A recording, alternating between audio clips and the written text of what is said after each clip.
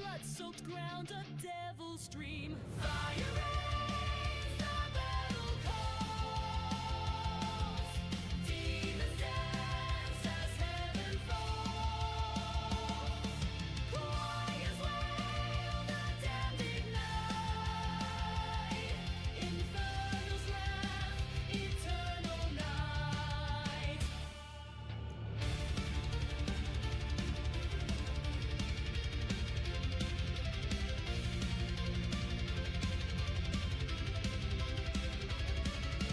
Steel bites, the heavens quake. Flesh and bone, the earth will break. Ashes rain, the reapers feast. Darkness spreads, a crimson beast. Thunder cracks, the end draws near. Hope draws in the ocean of fear. Angels whip their wings in flame. Lost to the void, none remain. Fire rains, the battle calls. Demons dance as heaven falls. Choirs wail, the damned ignite. Infernal's wrath, eternal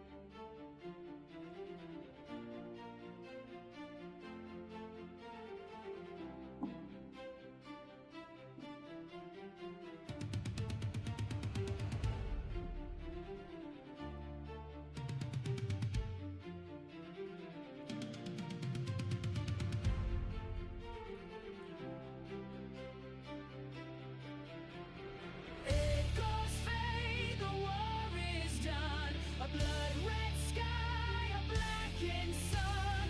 Souls consumed, no path to light. Hail victorious, endless night.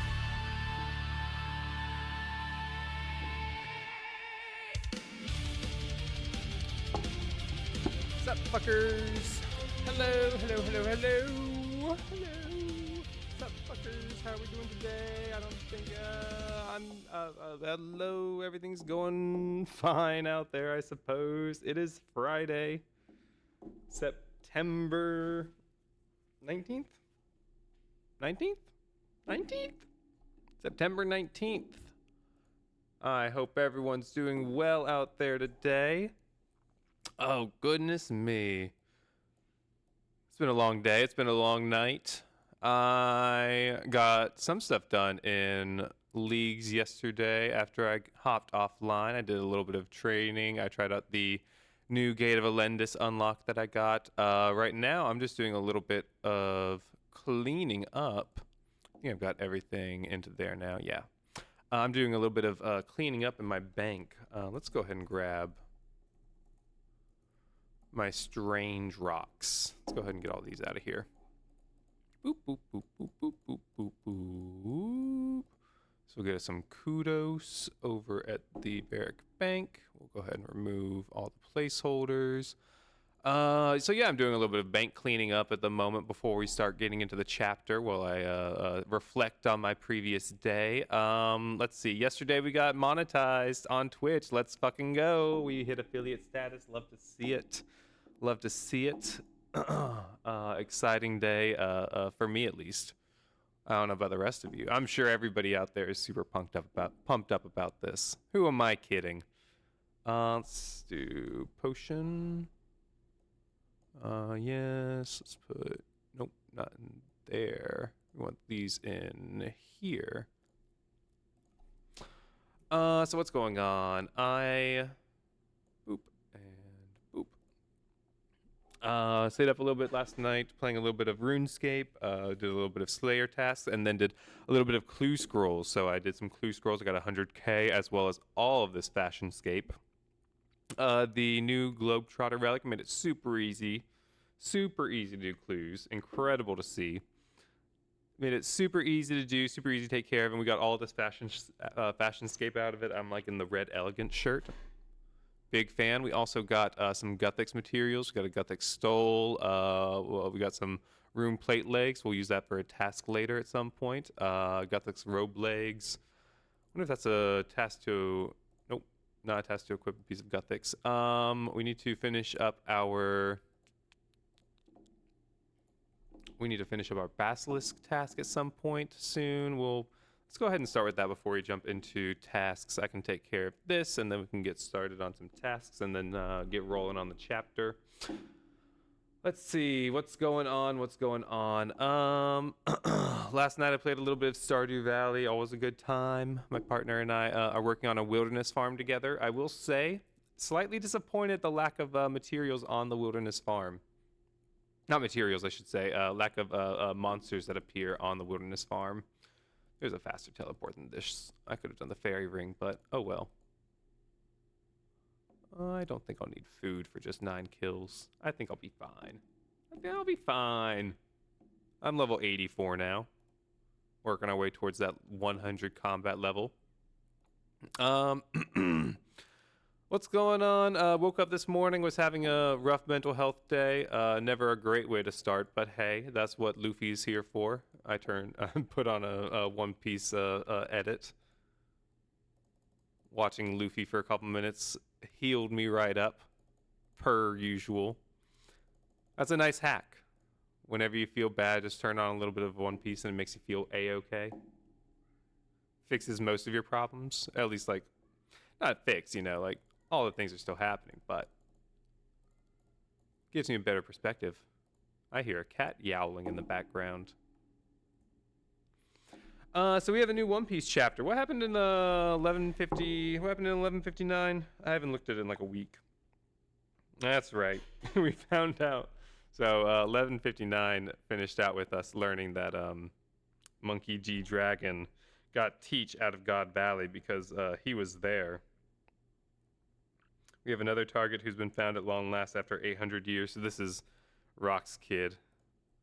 Blackbeard. Spoilers going forward. Rock's kid, Teach. Being saved by Dragon. How fascinating. Dragon is this young marine we've been seeing run around so far. We saw Garland kill Shanks' mom. Heartbreaking. Right. I'm remembering all this now. I took just the teeniest bit of classified intel to set all of the fiercest warriors of the sea.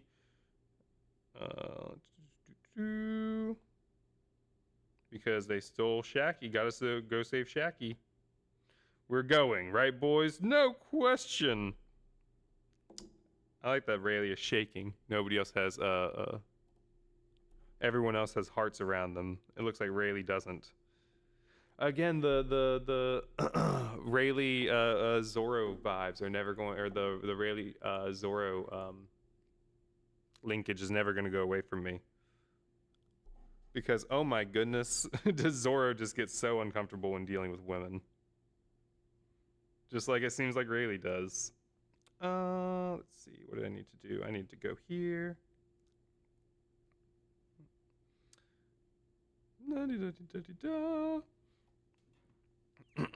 We're going right, boys, no question. So everybody goes to God Valley. Oh my goodness, we're finally at God Valley. Oh my goodness me, oh my. What in the world is this world?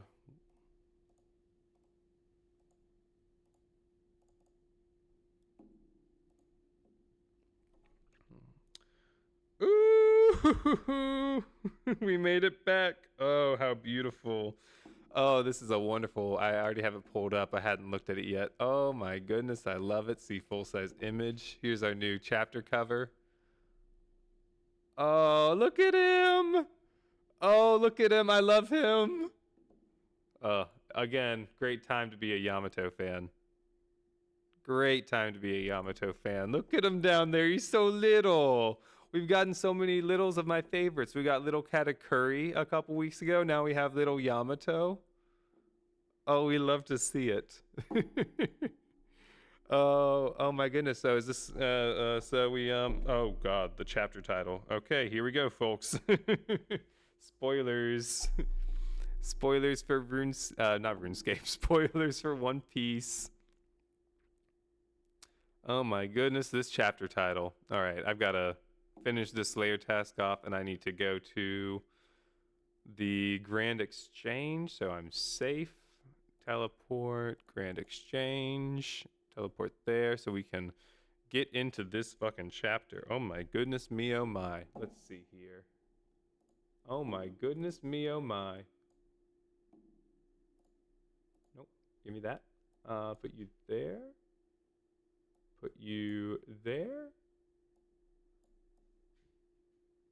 Oh my goodness me, oh my. Look at that chapter title. Or cover art. I love it. Look at him down there. He's so cute. What a chapter, what a okay, let's get into this because I've got a lot of stuff to want to talk about today, I think. Let's get into this. One Piece chapter 1160. The God Valley Incident. Cover story. Ogre Child Yamato's Golden Harvest Surrogate Pilgrimage Volume 42. The Shrine to Odin and his companions overlooking the Flower Capital. He's made it all the way back to the Flower Capital. He's back home. So what does this mean now for Yamato? I mean, I'm sure there's a couple more chapters, probably, I'm going to guess 3 more chapters to this cover story, but what does this mean for Yamato now? I mean, if he's going to truly live like Odin, then it's time for him to set out to sea now that he's seen the land of Wano.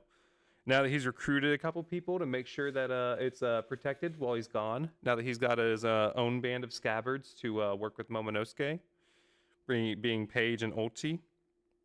Page 1 and Ulti. Oh my goodness. We have where is Black Maria? So this whole Black Maria thing, is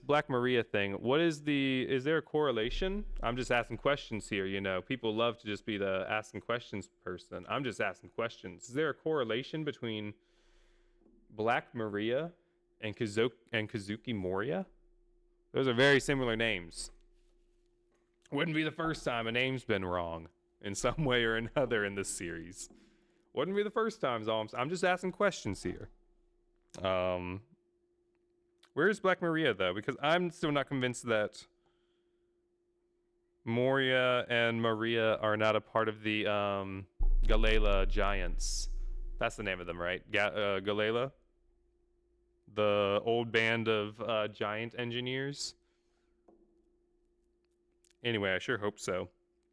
The Shrine to Odin and his companions overlooking the Flower Capital. One Piece, chapter 1160, the God Valley Incident.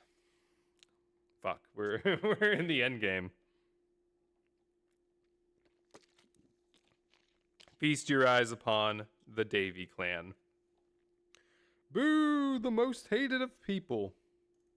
You can go back generations and you'll never find a single person who loved your kind. You're just more buccaneers, aren't you? Shun them, isolate them as they throw weapons at them, it seems. Daggers, axes. Where's Oz? Ozzy boy. Ozzy, where are you?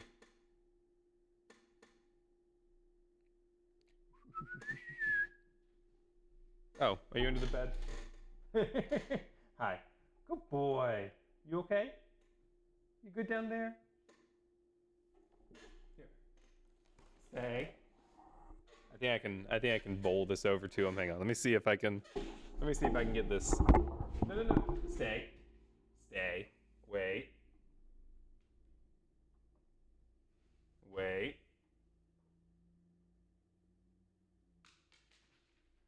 Oh, good toss. Good toss. Good boy, Ozzy. I fucked up my webcam, but it was worth it. Hi, buddy. You're here for the God Valley incident. You're here just in time. Oh, better. I fixed that. Now, Ozzy. Normally what happens, let me take these off. Normally what happens is you jump up here and you destroy everything because you get caught in the wires. How about you jump up here and you have a nice little peaceful time? Doesn't that sound enjoyable? Come here. You want to say hi to everybody? We're reading One Piece. Oh, hello, buddy. Oh, hello. Us. Do you have anything you want to say to the world?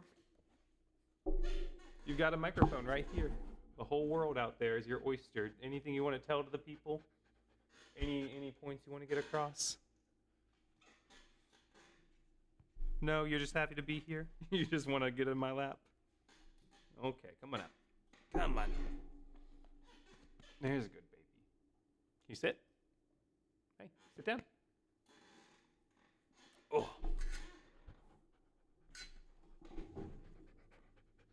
There you go. What a professional. What a professional. Anything you want to say to the world? Ozzy, what are your thoughts on MAGA? They give you anxiety? Is that what this is? Yeah? Hey, Ozzy. Hey, can you shit talk? Can you shit talk? Yeah, can you shit talk? Shit talk. Oh God, shit talk, but no, don't lick. Shit, can you shit talk? Can you shit talk? No, you're too amped up. You're too nervous about how you're gonna get down. Oh God. Oh, what a fun little intermission there. Or after 5 sentences into the story. All right, Ozzy, it's time I read. Can you go lay down? Can you lay down? You wanna come down here? Yeah. Lay down. Here. You want another treat? Lay down. Lay down. Can you lay down? Oh yeah. Can you lay down? That's a good lay down. That was a really good lay down. You can hear it here first, folks. That was a good lay down. That was a hard thing to say. Hear it here first, folks. Hear it here first, folks. Try saying that 5 times fast. Hear it here first, folks. Hear it here first, folks. Hear it here. All right, it's not that hard. Of course, I didn't do it, but it's not that hard. Oh, little baby. Oh no. Oh, little baby Teach. Shun them. Isolate them. Their lives pose a danger to us all. Not so fast, folks. Don't throw anything yet. If we can wipe them out for once and for all, this is a blessed day. Oh, not so fast, folks. Don't throw anything yet. Hey, no knives, my friends. If they die, that's a penalty on you. Ha ha ha. That's a penalty on you. You won't be, held accountable. They'll just have a slight penalty thrown against you because you don't value these people's lives. It's just a matter of points. You don't value these people's lives. It's just a matter of milking people like Charlie Kirk for their death for all they're worth. Like Turning Point in USA using his death as a fundraising opportunity. Things like that. Just a matter of points. Just a matter of what you can do, what you can get away with, what you can enrich yourself with. You did well to find them, Garling. It was simply an act of fate. Now let's introduce the favorites to win the individual competition. I'll be dead soon. Please take my boys to someone kind-hearted to raise them into men. Just don't let him have them. Oh my goodness. Everyone's just giving Dragon their children. Dragon, take our kids. Is this before or after Dragon's? Oh wait, no. Is that her saying it to Dragon? Everyone's just asking Dragon to take their kids. I assume that's Teach that she's saying about. I don't know who you are, but I want to save your kids. If I don't do something, I'm going to collapse under the weight of it all.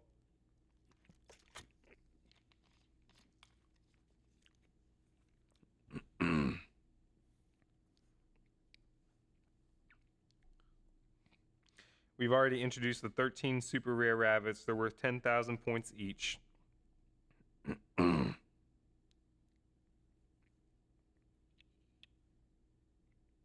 In addition, there are 150 rare rabbits. The hunt will begin in 1 hour. Is he serious? Are they really going to start killing us? All you rabbits better start running. Ah! They're referring to people as rabbits to dehumanize them, to make them feel more like animals as opposed to people, because, you know, people we care about, people we give value to. Animals, though, animals we can slaughter en masse. You know, I was this talk of super rare rabbits and this talk of rare rabbits. I think it was a week, 2 weeks ago. I was streaming and I was talking of this is. Hang on, let me fix my webcam. It's still fucked up. No, that's not better at all. Do that, and then we'll do that, and then we'll do. As I bump into my mic like crazy. Oh my goodness me, oh my, this is difficult. Okay. We're good there? You good there? A little bit more over. Alright, we're good there. Sorry about that. Sorry about that, fans. Sorry about that, gamers. Sorry, chat. So I was literally, I think 2 weeks ago, maybe last week, I was streaming when Xi, Kim Jong-un, and Putin were having their meeting because they had a hot mic moment where they were talking about how, or Putin was saying how they were going to be able to achieve immortality through transplants of organs. Well, in the same day, they had announced that the new director of not the CDC, the new director of the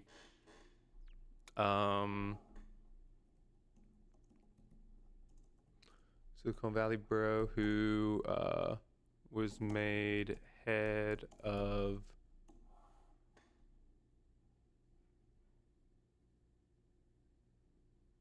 no, not David Sachs. CDC? O'Neill.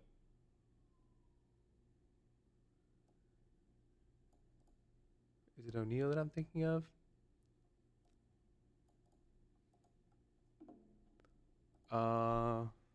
Jim O'Neill speaking about organ harvesting.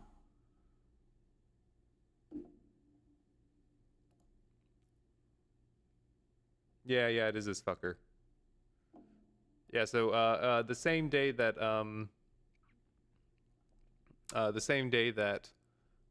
the trifecta of evil, the holy trinity of evil, were talking about achieving immortality through organ harvesting. Jim O'Neill had been named temporary member to lead the CDC alongside RFK Jr., who had had a previous speaking event back in, I think, 2009, in which he was talking to, it was I think, seafarers. It was like a group of boaters, but they were talking about boaters with a B, not a V. But he was specifically talking to them about how there's a bunch of perfectly good, healthy kidneys that are walking out there right now that are just being used by poor people. And like this, when I was talking about that, I made the joke, but also like I see the timeline where it becomes like, you know, we've got to collect them all. Like we already have, like our brains are so predestined for like shiny crow things. Like if we are getting to the point where we're harvesting organs and talking about like organs being walked around like they don't have any purpose because they're in a poor person and they could be more use if the poor person were to sell that organ. Like the idea, like that was his idea, was we should be able to buy organs. I made the joke of like, okay, well, we've got to collect them all. You know, like I've got a 100% Latino purebred kidney over here that's been that's never had a drop of alcohol in its life. Like, at what point do we start commodifying human existence? Once we start, like, once you make something marketable, once you make it so that people can make money off of something, how long before it becomes commodified to the point of like collectibles? And like as we look at this death game in One Piece of, we've introduced the 13 super rare rabbits that are worth 10,000 points each, but there are 150 rare rabbits as well. Like, is this the timeline? Like like Oda's always been like pretty spot on with the timeline, but is this what our future is? Being referred to as collectible animals or different tiers of animals worth more points than another one? Are we just going to turn poor people into Yu-Gi-Oh cards to battle each other with? Like, I mean, full on gladiatorial style entertainment. We just have to survive for 3 weeks and we're free. Just run for it. It's our only hope. There has to be a good place to hide. This feels also, I'll stop interrupting myself at some point. This also beckons back, it feels, to Zoro being lied to in the first couple chapters of you just have to survive here for a month and then we'll let you go. You just have to survive without any food or water for a month and then we'll let you go, was the deal that they told Zoro. You just have to sit here and die. Which, I mean, Zoro could probably do it because he's a freak of nature, but like, you just have to sit here and die and then we'll let you go. Like, hey, if you just have to peacefully let us hunt you down, and if you can manage to survive during that time without any kind of controlled resistance or revolt of any kind, then we'll let you go. As if they would ever let these people go. Let my people go.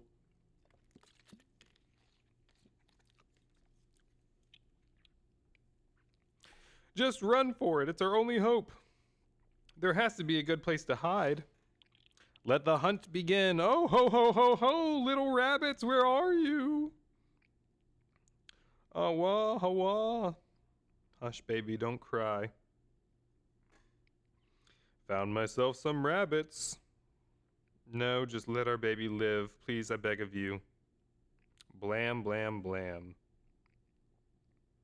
Whoa, heart emoji. Says the person shooting the family of 3 with their baby. Please spare my life. Don't kill my husband. Bwah ya ha ya ya. They laugh as the onslaught ensues.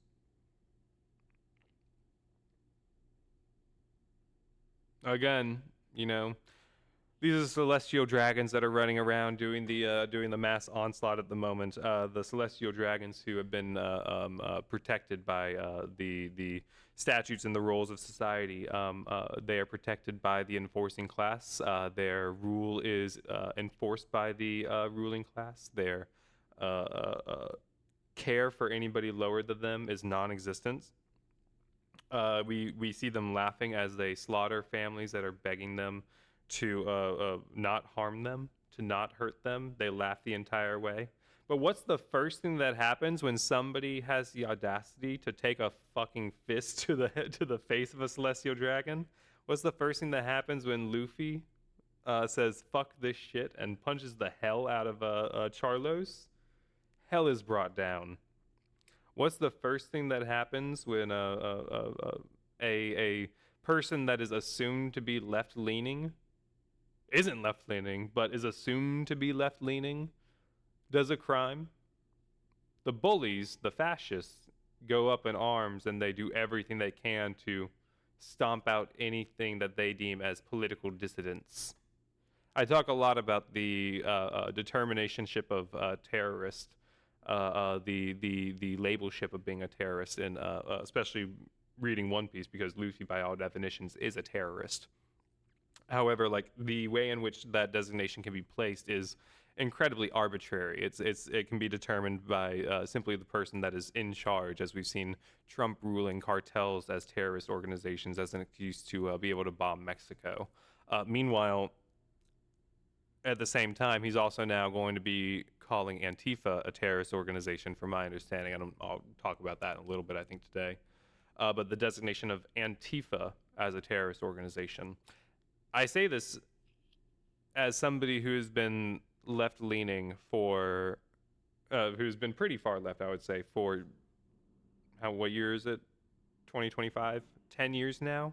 I've been pretty far left-leaning, pretty active in the community, and never in my life have I ever been offered to join any kind of Antifa organization because there fucking isn't one. Because there's nothing that the right actually has to hold on to except for just mass propaganda and mass gaslighting.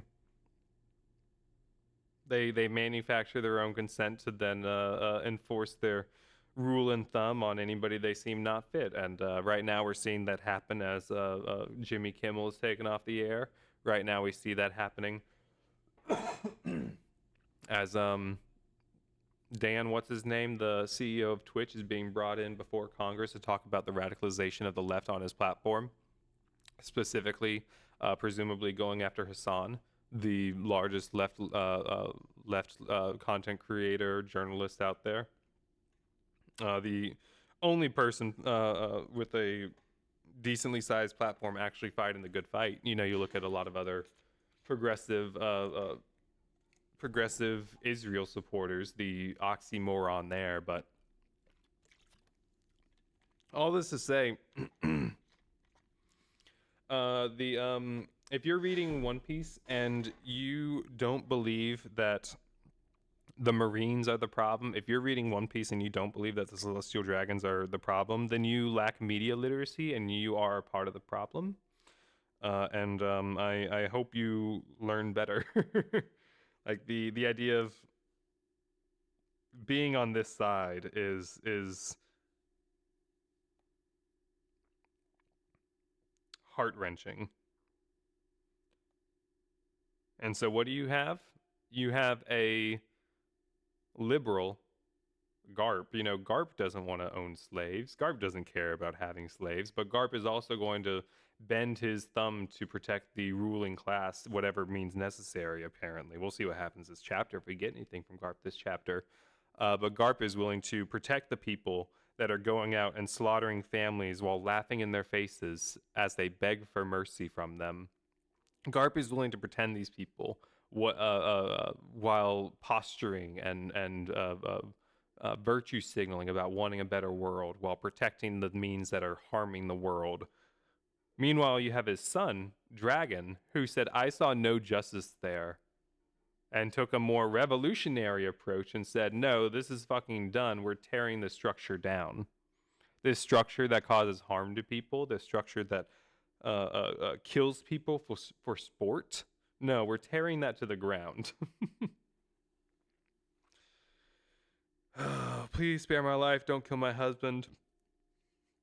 The land of the gods, sacred Marijua. Woo, yes, get him. The Figureland family is in the lead. But the Vivette and Manmeyer families are in close pursuit. But the Vivette and Manmeyer families are in close pursuit. Ah! Garling slashes people as he rides. Is that a duck? Is that an eagle? I don't know what he's riding. It looks... It's a large bill. I'm gonna go with duck for now. Garling slashing down people as he runs. Lord Garling! Who did you bet on? The shepherds in the family competition, Gunko for the individual race. You sure? She's great, but she's still just the knighthood's she's still just the knighthood's pet. Devoted blade of God.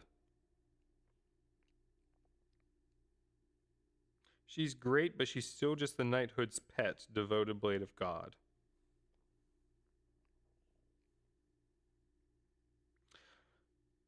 Chalk up another excellence bonus for the Manmeyer family. As we see Gunko slaughter. Devoted blade of God. Manmeyer family, Saint Gunko. So Gunko is a saint. Gunko does have saint status. Presumably not through birthright based off the language here, but rather through, I'm assuming, just cruelty. And then bringing Gunko in. Gunko a baddie, though.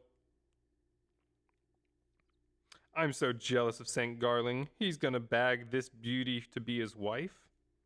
Look, nothing's official yet. Shaki sits in silence.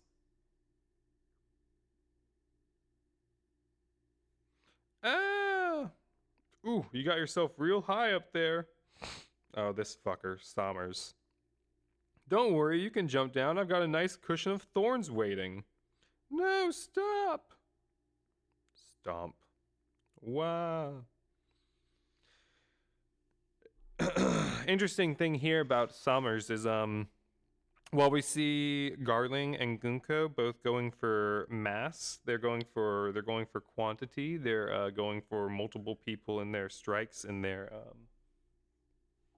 attacks. Instead, when we see Summers, he is specifically just targeting one person. It appears to be a rare rabbit based off the designation potentially, but he is instead going after one person and cruelly torturing them. Oh, great! It's not over. Good. I'm so glad to see it's not over. Please don't. That's my son. Daddy, ah. Don't worry, I'll catch you. Such a touching display. Don't worry, I'll catch you. So we see the dad trying to jump onto the bed of thorns so that his son will land on him, further sending him into the bed of thorns, as opposed to allowing his son to fall into the bed of thorns. While this man is shackled, mind you. Huff, huff. If I defy the celestial dragons and try to save someone, my entire platoon will be beheaded, says Dragon as he almost vomits looking at the slew of bodies in front of him.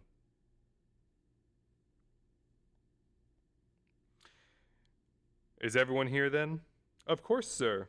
Stupid dragon, where is he gone? He'd better not be on that island. Ooh, I found him, the 10,000 point buccaneer. Don't waste your time dreaming of salvation from the sick game. We have to escape the game itself. Pop the fuck off, Ivankov. Pop the fuck off. Let's get out of God Valley together. Dragon and awe, they've still got hope. Ma yo yo yo. Get a taste of my killer 10-shot rifle. Shoomp. And shit. There we have it.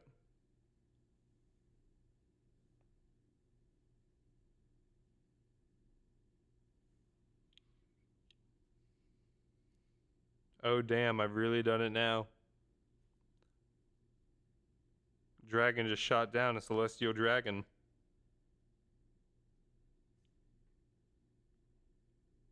But what a... Okay. Alright. We're going to come back to that.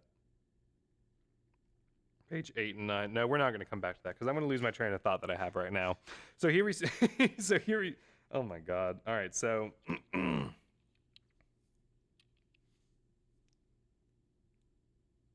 we see Dragon here being an onlooker of an onlooker. So we've got Inception happening. To start with, we have Inception. Important place to start. We have Inception happening. Dragon looks on to see somebody about to shoot Kuma. A baby Kuma. A celestial dragon. Dragon is not supposed to be on this island. Dragon is disobeying orders at this point, which he assumes will get him and all of his friends beheaded. However, him seeing what is happening cannot bring himself to leave and cannot bring himself to turn away from the murder that is happening before him.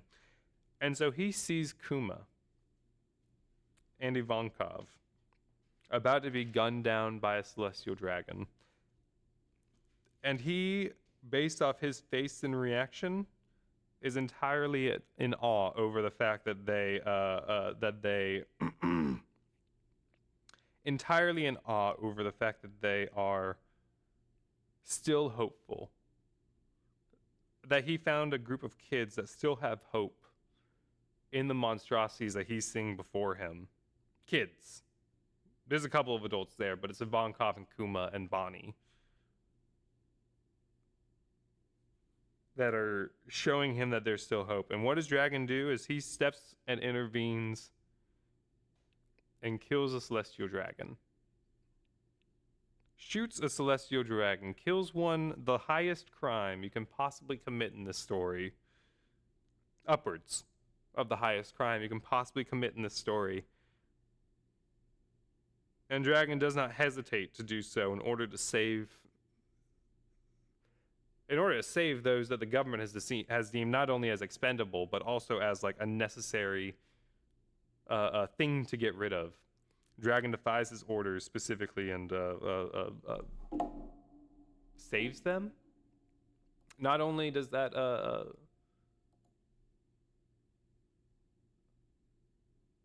so then there's a lot of implications with this that are running through my head right now, because obviously without Dragon saving Kuma, there is no Kuma to save Luffy. Without Dragon saving Ivankov here, there is and Bonnie, there is no saving Luffy later in the story. But also beyond that, Dragon also had already seen Kuma. I don't know if he recognized him as the same kid. Presumably, he had some idea based off of Ivankov saying that this is my best friend. And how could you not recognize Ivankov?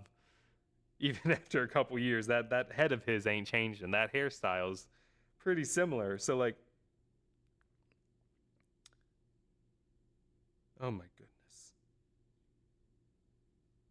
Speaking of inherited will, speaking of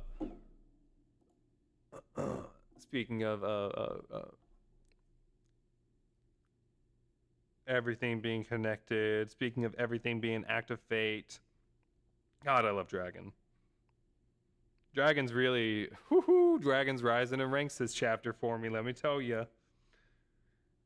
Dragon's rising up there. I've always been a pro-Dragon fan, though. There's a lot of Dragon haters out there. I've always been pro-Dragon. I don't, the idea, he's a deadbeat dad that abandoned Luffy. He's the largest criminal in the land. There's no way he could have a relationship with Luffy in this world that would be any semblance of safe.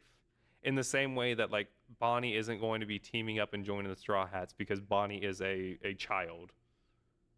Like, Chopper's a child too, but Chopper is a reindeer, so different rules apply to reindeer than humans. But they are on a very dangerous quest, and they're not going to be bringing Bonnie along with them. But also, just Dragon being taken aback, being inspired by the hope of these children is just so beautiful to me. I really like that. But again, the idea of Dragon having a relationship with Luffy, any kind of normal relationship that wouldn't just, put Luffy in danger and risk his death is laughable. To the east of the island, what is it? It's the Rocks Pirates, and not just them, there are all kinds of pirate crews pulling up. Yar, yar. Ooh, what a lineup.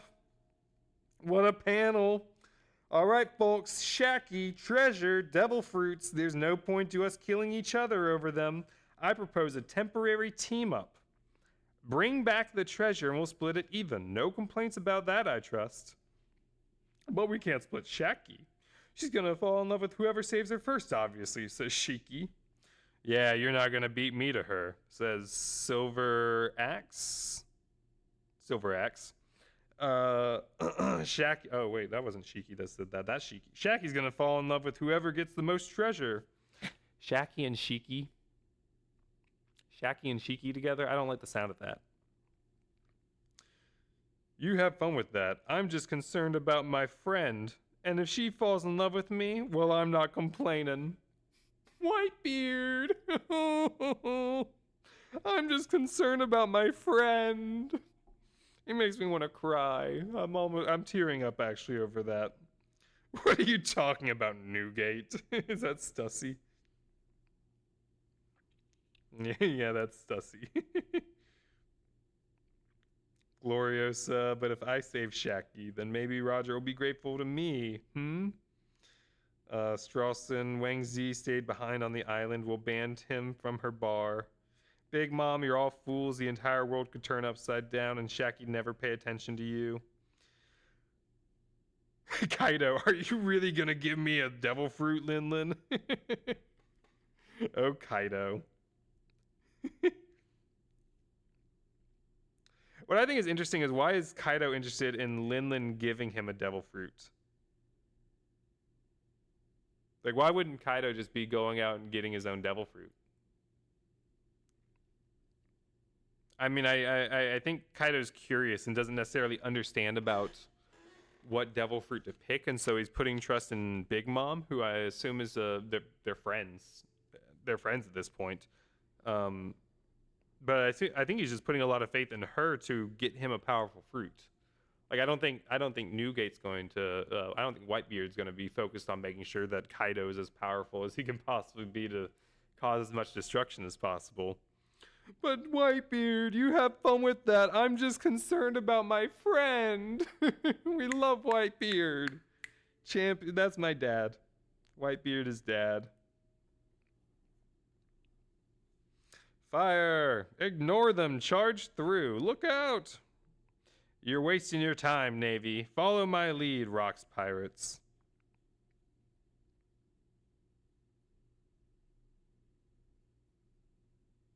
Ah! As the ship crashes into the dock, barreling over other ships.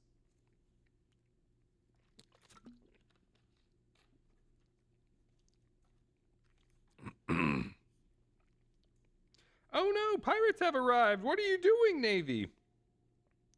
If a single hair on our heads is mussed, you'll all be hanging from the neck. What happens if you have Dragon who shot one of them?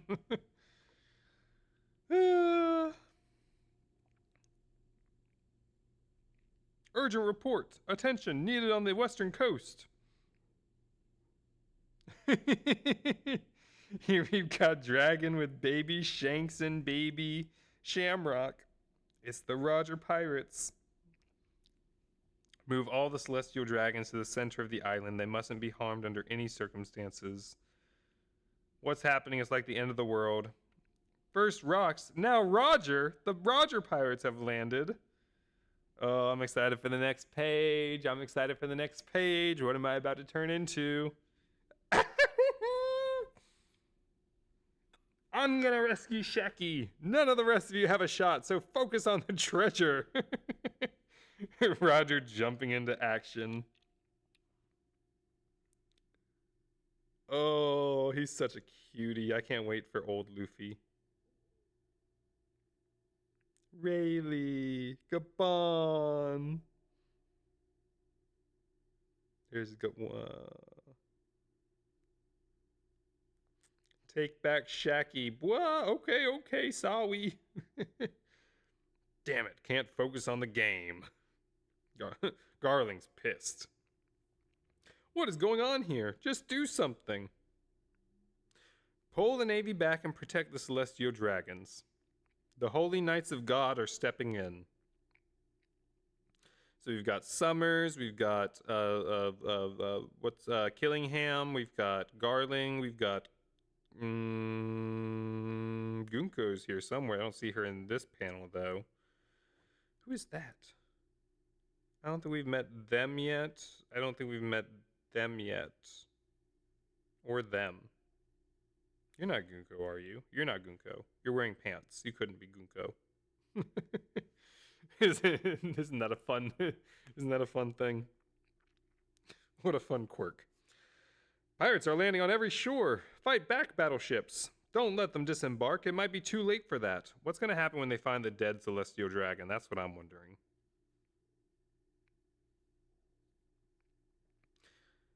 The pirates are all charging onto the island. We don't know what they're after. We don't know what they're after. I'll give you a hint. Hold on. Don't chop up my men. And here we've got our fucking liberal dipshit. Monkey D. Garp. Don't chop up my men as they protect the slave owners. Don't chop up my men as they protect the genocidal maniacs who are hunting people for sport, designating them as rare rabbits and super rare rabbits with a point system. Don't chop up my men. What the fuck is this crybully doing? Yeah! Huh? Oh, that ship! It's Vice Admiral Garp! Here I am, baby! Reinforcements have arrived! It's Vice Admiral Garp! Yes, we're saved! And that's a hell of a smile to end on, Garp. What the fuck are we doing here?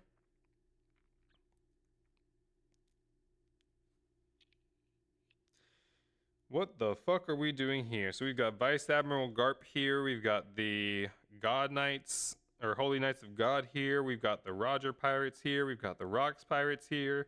This is truly God Valley. And what do we have happening in all the background is we have Monkey D. Dragon leading the charge against actually doing something to stop the killing that's happening. Because the pirates, pirates, they're not here for the purpose of stopping the killing games. The pirates are all here for treasure. They're here for devil fruits. They're here to save Shaki. Like, they have their motivations, but none of these motivations are in the style of specifically trying to uphold a certain morality around the protection of these people. The only person that is doing that in this entire chapter of the God Valley incident is Monkey D. Dragon. In this entire chapter, he is in the background protecting the children, protecting the future generation. He's protecting Kuma, Ivankov, Shank, Shamrock. And where would these people be? Where would Luffy be without all of these people in their lives? Without all of these people to influence Luffy, to protect Luffy, to make Luffy who he is. And we have Dragon as the direct savior of all of these figures. We have Dragon to thank for everything. We have it all to thank. We have everything to thank that we have today, because one individual in this entire mess was actually concerned with helping people. And I think it is interesting that we're seeing this happen, because I am seeing a correlation between Dragon and Kobe here. And I'm really hoping that this is where Kobe leads to, because right now I'm really worried about Kobe.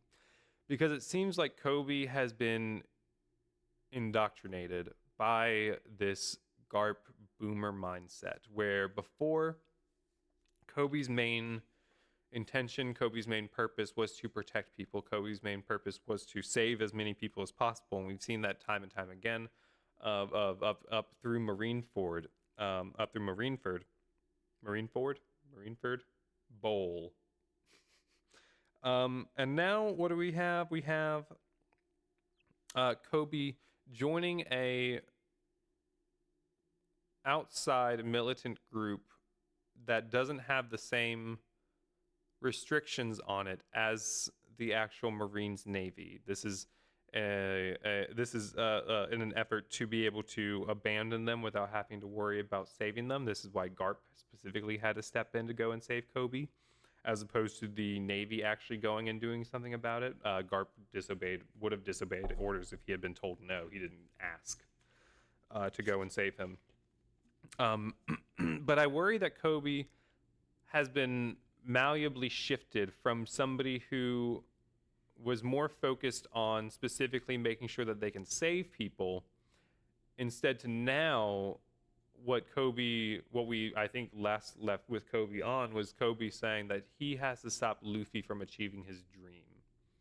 This sort of like growing up, coming of age realization of like it's bigger than just it's bigger, it's more complicated than just saving people.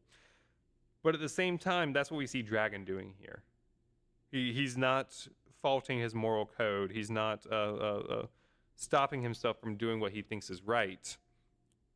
But instead, we see Kobe adopting a more authoritarian, regardless of what the outcome of what Luffy does might be, whether it's good or bad, because it's Luffy doing it and because it's a pirate doing it, I have to stop that. Despite, Luffy presumably having no moral authority or trying to enforce any kind of moral authority on anybody like the Marines are actively doing. So, while I have a lot of hope for Kobe, I'm really worried about the direction that he's going in, and I worry that he started out more like the Monkey D. Dragon that I'm seeing here in this chapter, but through the boomer mindset, through the boomer framing and molding from Garp onto Kobe, I worry that instead Kobe is going to take up more of a position of, okay, well, I have to have faith in the system that is the Marines, which we consistently have seen Kobe have faith in, as opposed to Dragon, who says I did not see justice there. We've seen Kobe have that realization of what's happening here is injustice with Marineford, and yet he stayed in the Marines. And so while I have hope for Kobe to turn more into like the Dragon figure who's fed up with the system, this this direction going more towards honestly, this direction towards going more towards a fringe group that is unaffiliated with the actual authoritarian enforcers,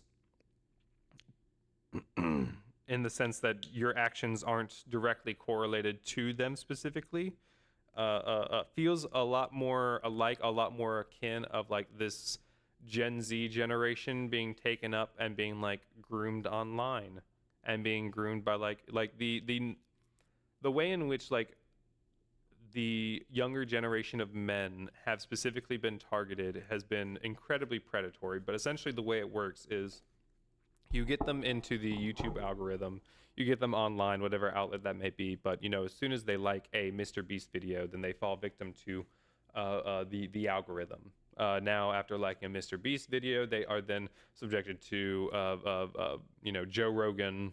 They're exposed to Andrew Tate. They're exposed to all of these right-leaning, fascistic, ultra-funded content sources, and through this mechanism, you have specifically like Nazis, for example, that go undercover to try to gain support for their movement. Like you have especially with the way that Twitter is run now, in which you can farm hate in order to get that blue check mark to empower yourself on the website. So the way in which you manufacture rage, I think, plays a big role in how you can, one, rile people up through fear mongering, but you also have again like these young men who go in, who just try to, you know, watch a Minecraft video, and then all of a sudden they see a Mr. Beast video, they think that's cool, and now all of a sudden they're in the audience of a sex trafficker, Andrew Tate, and they're hearing about what it means to be a man and what it means to be a masculine figure from these sources, as opposed to like, I don't know, morally good sources. Like when I think about like the ideals that gave me my understanding of masculinity and my I guess source of ethics as a mask presenting individual, and believing myself to be cis for most of my life. Like I look at my sources of like Avatar: The Last Airbender. I look at my sources of like honestly just fucking SpongeBob, in which you have like you have adults who you have a sponge who is mask presenting generally, but you have an episode in which he plays the more maternal role as the more nurturing mother figure for their jelly. Was it a jellyfish baby with him and Patrick? But like this idea that masculinity is one specific thing is really, really toxic and really, really formative on the on young men online, and the predatory nature that comes through being online and dealing with people like in chats and dealing with people and like through discords. Like the way in which Kobe is being brought up and molded by Garp feels a lot more like these young men being radicalized online through chat rooms and through Discord servers and through, you know, fucking Roblox by predators and Nazis.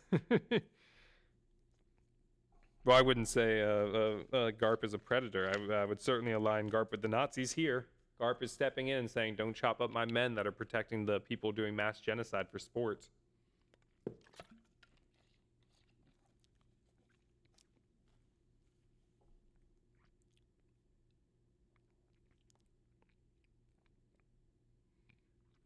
Whitebeard, I'm just concerned about my friend. He's so sweet. He's so sweet and wonderful. So Gunko is a saint. We did get confirmation that Gunko is a saint. My assumption, of course, no pants, Gunko, wearing a skirt. My assumption is that Gunko was abandoned, you know, led through some sort of like terrible experience, some sort of, you know, victimhood of capitalism type of thing. and through that process was found by the Manmeyer family or brought in by some way, whether that was through slavery or whether that was through just finding them in a field of like bodies and thinking like, oh, this kid can do something cool, let's bring them in and make them a part of the family, seeing as how they're this powerful. Either option, one way or another. But I'm assuming that there's this calling of her as a pet. Referring to her as a pet makes me feel like she does have some sort of lower stature despite being a saint. Some sort of lower stature. Trying to think if that font has been consistent with the other saints. Not to say that the font necessarily matters, but the each crew that has been introduced this chapter has had a different styling of font. The Rocks Pirates has had a little bit more rough and tumble. Gunko's was specifically had a lot of parallel lines through it. Here. Like that. I don't know if that's specifically a Holy Knight. Excuse me.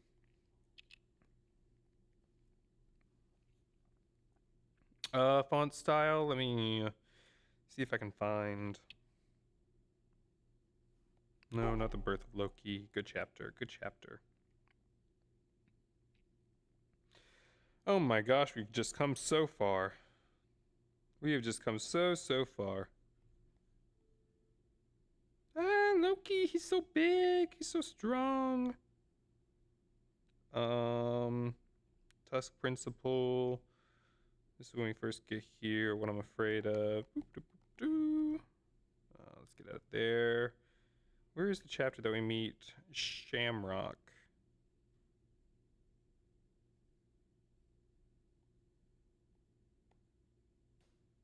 Holy Knight Gunko. Yeah, so when Gunko was introduced, we definitely got a different font.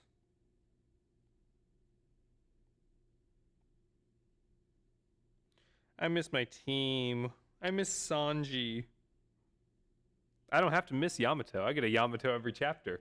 I get to see him every week. What a time to be alive. What a time to be alive.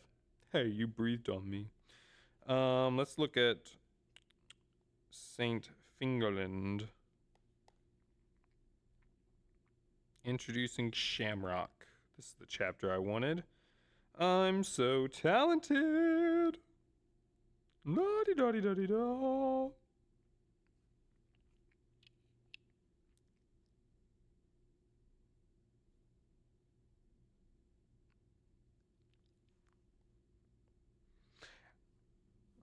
So I do think Loki being offered to join the Celestial Dragons is very much in the same stylings as Gunko being asked to join the or not the Holy Dragons, the Holy Knights, is very similar to the Gunko joining the Holy Knights. I wonder if by joining the Holy Knights you are able to maintain the saint status, or if it's a matter of. See, it could also be a matter of, because Gunko in present day was just introduced as Holy Knight Gunko. It could also just be a matter of Gunko had a celestial dragon as a husband and therefore had the celestial or had the saint connotation, then proceeded to lose that husband in one way or another and lost the saint status. Another possibility, but I feel like Loki being invited to join the Celestial Dragons would have got him in that same tier as Gunko of sort of being like a pet of the Celestial Dragons, not a tried and true saint, but rather a under.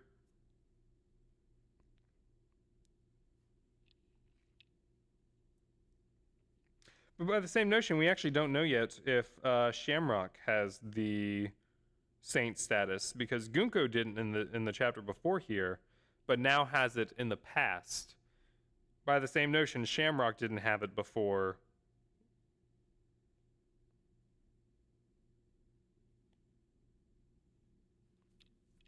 But also had it in the past, so potentially remains to be seen. Maybe it's a matter of Maybe it is a matter of simply being a matter of whether or not you come from royalty. I guess we'll find more out later. Dragon's really just being asked to take everybody's kid, isn't he? Because they asked him to take. Someone's calling me. I don't know that number. Sad day for them. Sad, sad day for them. Uh, but the fact that everybody's asking Dragon to take their kids is pretty funny to me.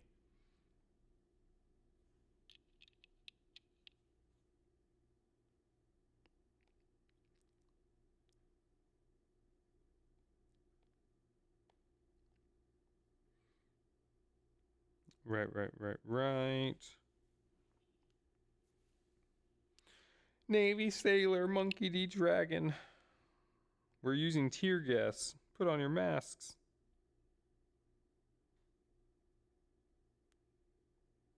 Dragon rationalizing himself. It's fine, they're tranquilizer rounds. I'm not killing anybody. The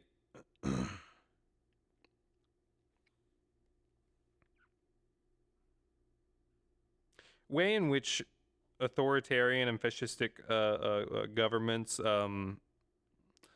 force their citizenry to commit violence against one another in an effort to dehumanize them towards that violence really is a snake that swallows its own tail. You know what I mean? Like the way in which you force people to commit violence against each other, whether that's due to starving them of the material conditions that they need, and putting them in open air prisons through gerrymandering and lack of resources, or whether you have outright terror in the streets where you're tearing people down. The again desensitization of violence is how we end up in situations where we have so many shooters in this country. I don't even care about talking about the Charlie Kirk shooting because that's just being blown incredibly out of proportion. But the not to say that it wasn't, not to say that violence is good, but there's a different school shooting every 3 days in this country at best. While a college in a town that I live in is holding a candlelight vigil for Charlie Kirk, a person who had never gone to that college as far as I know. They did not hold a candlelight vigil when a student was shot and killed on campus last year by a direct result of gun violence. So the hypocrisy and the idea that there's actual care towards any of these things is laughable. The only thing that matters is enriching and empowering themselves every opportunity they get. And when there's an act of violence, it doesn't matter who the culprit is. It's an opportunity for them to extend their reach. Looking at our current administration, got to be careful though. Every word you say is political dissidence. Me saying that right now would probably get me branded as a terrorist by the Trump administration. Get my children off this island. Don't let them have him. Don't let him have them. Okay.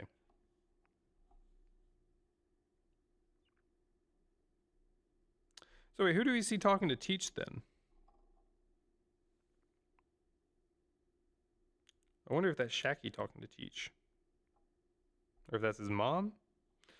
Because we find Dragon with Shanks and Shamrock's mom. Don't let him have them, assuming that's Garling talking about his sons, Shanks and Shamrock. Get my children off this island. But do you have your children with you? I don't see your children here with you at the moment. Then we see somebody saying, come here, Teach, it's alright, you have to live through this. And then in 1160,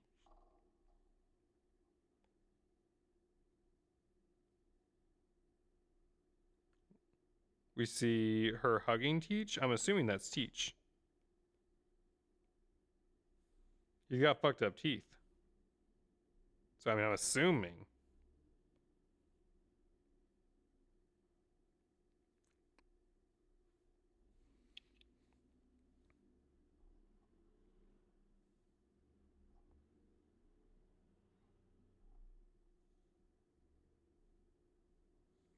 Oh, with you here, Gunko, we might win a trophy in the family competition. So that's another member of the Manmeyer family with Gunko that was wearing the hat that I said I didn't know who that was. They've also got 3 world government symbols on their hats. That's gross. What a bootlicker. Also, why do you have 3? That's very specific, it feels, in this world.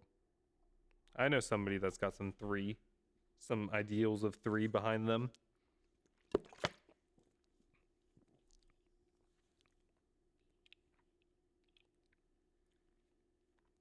I do wonder who that is in shackles saying, "Come here, Teach, you have to live through this." That looks like a horrified little Teach, though. At the beginning of the chapter.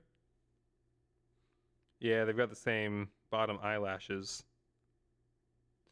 Yes, that is Teach. So presumably Teach lost his teeth by being beaten on the God Valley incident, based off this this panel I'm seeing here. I don't know who this is holding Teach, though.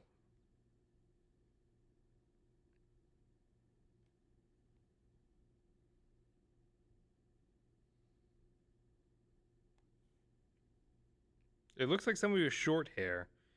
And then in the next page, we have, "I'll be dead soon. Please take my boys to someone kind-hearted to raise them into men. Just don't let him have them." Okay, so there we see Dragon getting Shamrock and Shanks. Flup, I don't know who you are, but I want to save your kids. If I don't do something, I'm going to collapse under the weight of it all. Presumably saying I have to do something to make me feel better about this shit I'm doing right now. It looks like Dragon did not have a backpack before and did after, so I assume he put them in the backpack as he's running around trying to save Kuma and Ivankov.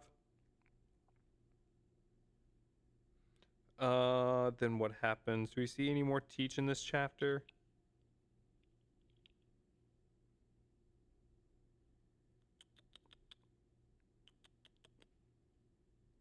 I don't think we see any more Teach in this chapter.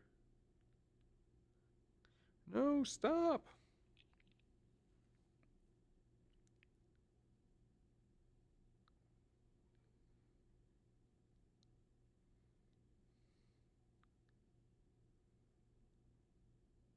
See, this is why I'm glad I started streaming, is because now I have this moment that I read and consumed all of this content.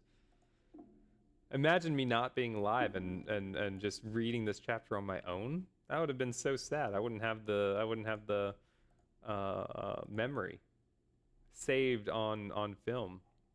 In fact, while I'm thinking about it, let me go to my videos and make sure I have everything saved that I need to.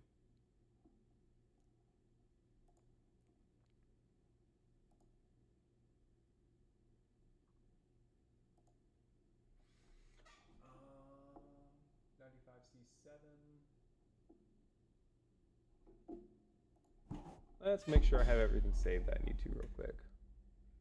Downloads.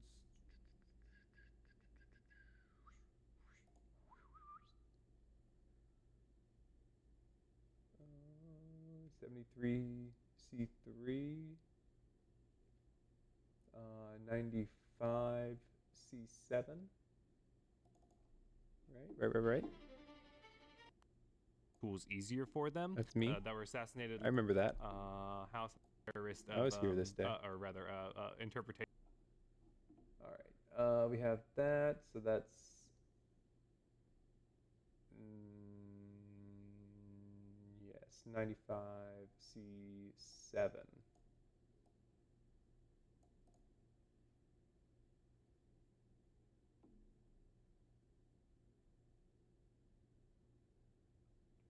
I have. What are all these?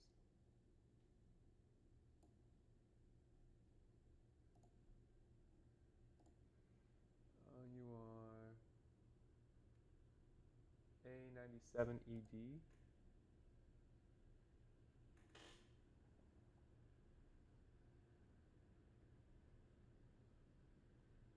I don't think I do have that one. You are.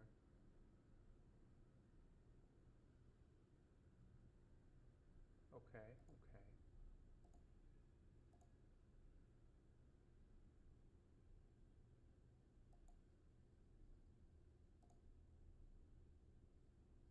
download. For that one, I need to upload a lot of videos onto YouTube. I'm so far behind. But I'll do that this weekend. I need to edit this into a video chapter as well as last week's. I don't know if I'll do last week's. I'll probably do last week's. I might just upload the full VOD. Who cares? You know, I don't have, I've got 9 subscribers. So I don't need to worry too much, right? They can find it if they want it. 1160. Do I have any other thoughts right now? How long have I been streaming for?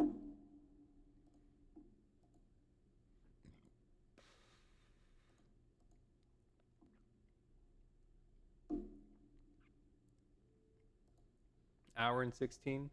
Now what's actually exciting is now that I've read these chapters on my own, I get to go watch the Melon Tea live reaction. Now that my opinions haven't been altered and poisoned by the thoughts of somebody much smarter and more intelligent and more talented than I. Now I can go learn from somebody again much more well versed in these topics, or at least the topic of One Piece than I am. Oh goodness me. So what's next? I think we're going to break real quick, and I am going to go to the bathroom and take care of a couple things, and then when I get, including Ozzy, and then when I get back,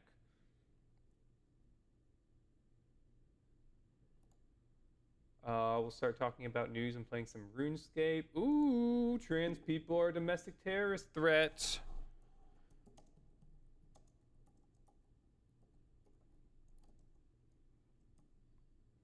That's exciting. Let's just put on a little bit of music real quick. Johto.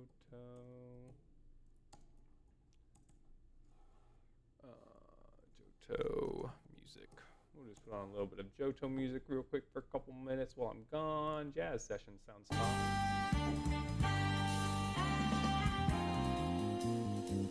All right, everybody. I'll be back in just a couple minutes. Thank you very much. You're all beautiful. Stay wonderful.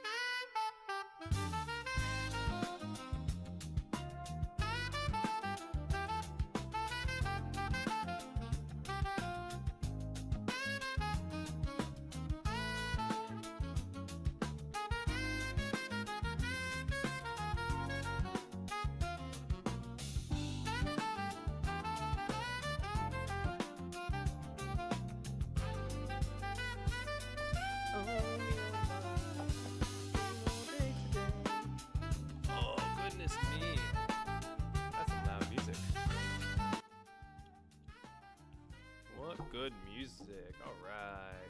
Whee! Oh, it's so loud. Oh, it's so loud. That's better. All right, I'm back. Hello, hello, hello, hello. Let's fix this. I have to update a couple things real quick while we get things rolling.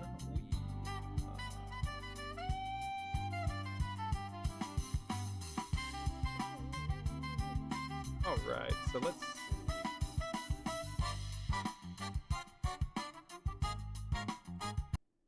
turn that off. All right, so we've got some stuff to do. More specifically, I have some stuff to do in Runescape, and while we do that, we're going to be talking about the news. Unfortunately, there's some bad news out there. All kinds of bad news. On the bright side, though, I've got this nifty little list to help me in RuneScape. So what this does is, this allows me to look up all of the tasks. Oh wait, I need to update my stream stuff, don't I? Let's update some stuff. Edit stream info. Yes, please. Bum, bum, ba-dum, ba-dum. Did I see that trans people were becoming terrorists now?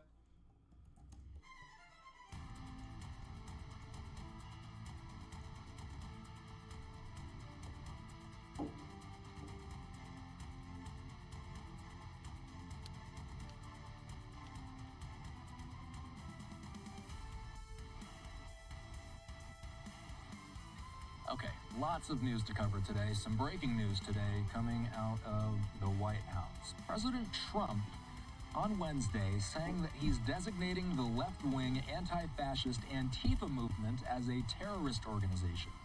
The president taking to social media saying, "I am pleased to inform Let's get our off the many music. USA He doesn't deserve patriots this that I am sick-ass music. designating Antifa, a sick, dangerous, radical left disaster, as a major terrorist organization.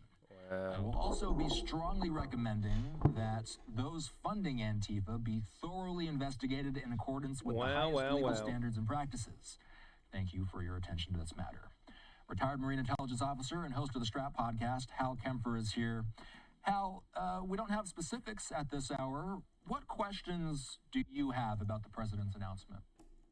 Well, Austin, really, the question I have is, how are they going to designate Antifa as a terrorist organization? One of the things about Antifa is it is, as you said, a movement. It is a bunch of disparate individuals, small groups, if you will, that do actions under the banner of Antifa, which is short for anti-fascist. And they've been around for well over a decade or more. They've been, very active. If you recall what was going on with the federal building up in Portland, Oregon, that was a lot of folks that were there protesting, doing damage to the building, all the stuff going on there, did so under the Antifa banner.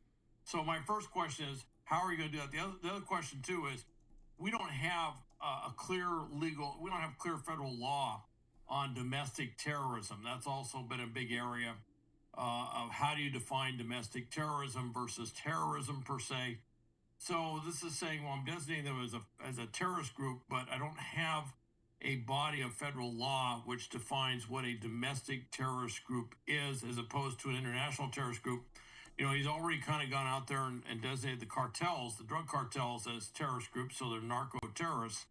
But this one, I have to tell you that it's making a statement for sure, and it probably will focus resources and investigative resources at looking at this stuff. And they do a lot of violence. They've done a lot of stuff over the many years, and they certainly rank as such as a violent extremist organization. But I'm sure the lawyers are going to look at this and say, okay, how do you implement something like this? Because there's a lot of questions on them as an organization per se, and also a lot of questions on, can you have a domestic, even a violent domestic political movement, can you designate them as a terrorist group under the law, and then how that would be done? So, yeah, I got a lot of questions. All right, Let's expand on what let's look at a couple things here. Let's look at a couple things here. So I need to go to Twitch. Let's see.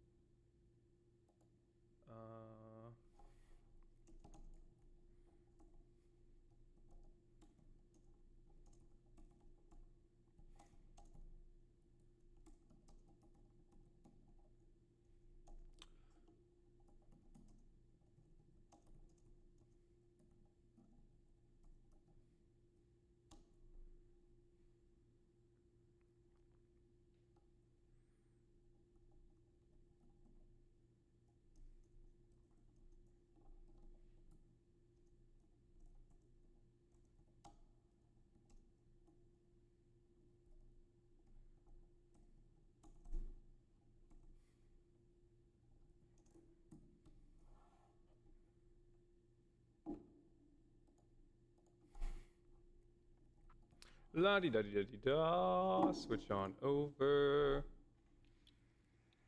Man, why does life have to be so hard? We could all just be, living our best lives, having a good old time. Instead, we've got to deal with this fucking shit. Instead, we've got to deal with the fact that fascism is here and taking over the world. Like what the hell are we actually doing now?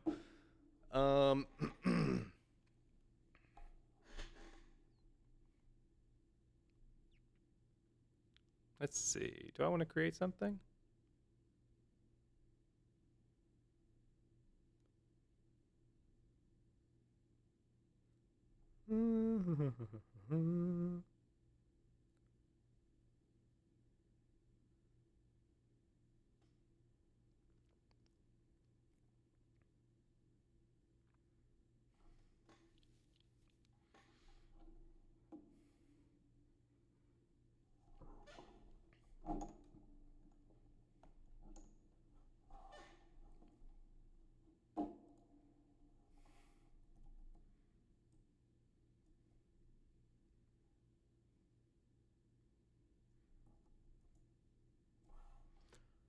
Let's see here. So, trans people. FBI to categorize trans people as nihilistic, violent, extremist threat. Choice is being championed by the Heritage Foundation. Cool. This came out 2 hours ago? 4 hours ago?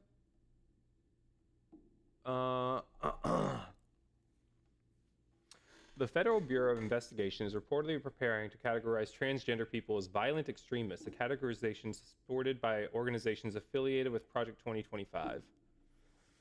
According to the... Hang on, let me get this over here.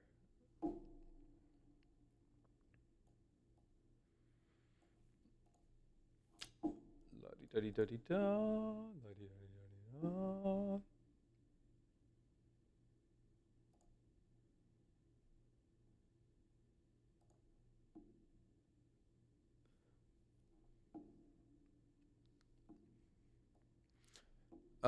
According to a December 18th report, let's pull this up real quick. The Trump administration is preparing to designate transgender people as violent extremists in the wake of Charlie Kirk's murder. Two national security officials tell me. We're looking at the entire spiderweb for any of these attacks. FBI Director Kash Patel told the House Judiciary Committee on Wednesday when asked about shooting by trans individuals.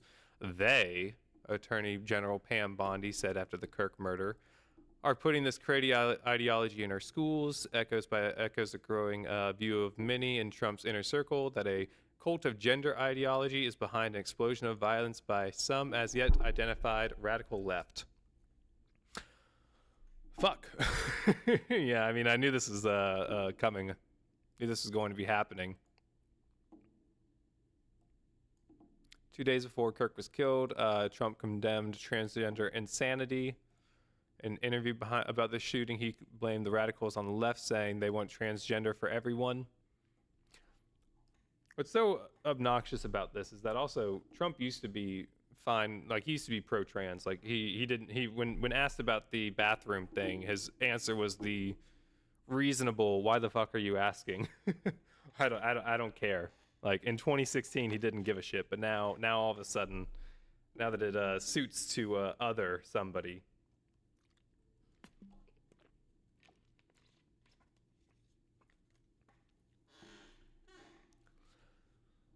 The FBI would treat transgender suspects as a subset of the Bureau's new threat category, nihilist violent extremist.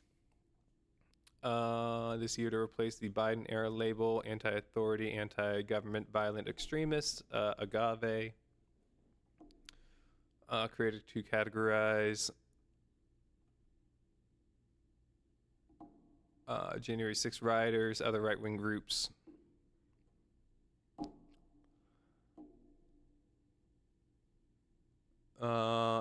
Rather than directly naming transgender people as some enemy, the White House has preferred euphemisms like gender ideology extremism.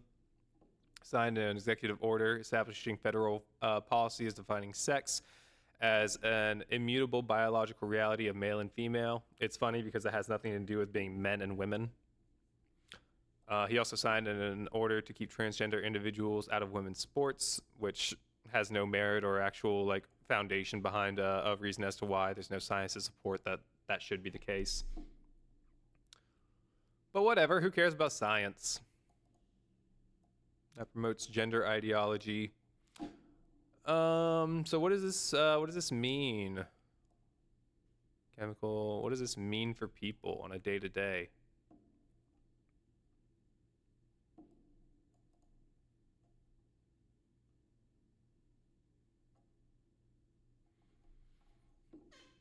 All right.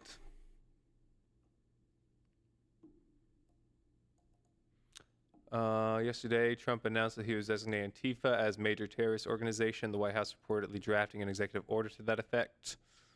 Mocked the move, pointing out groups with overseas connections can formally be listed as foreign terrorist organizations.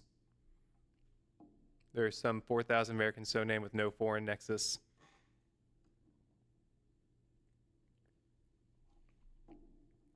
Blah, blah, blah. Tyler Robinson.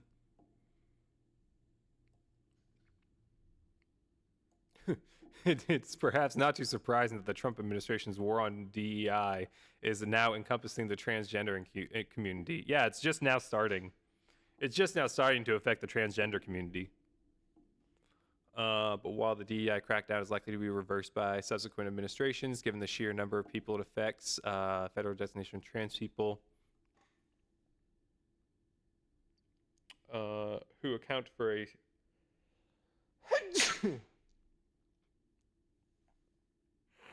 excuse me, who account for a far smaller number, as violent extremist portends a longer-term campaign.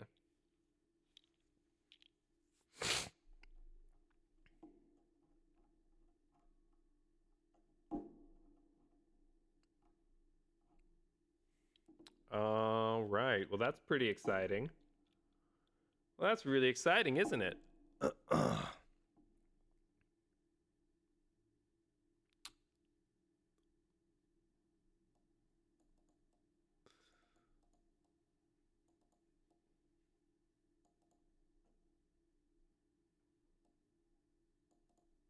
How horrifying. Absolutely horrifying.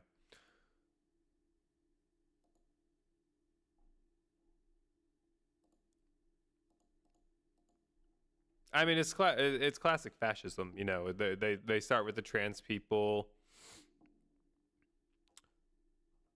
then they'll be going after the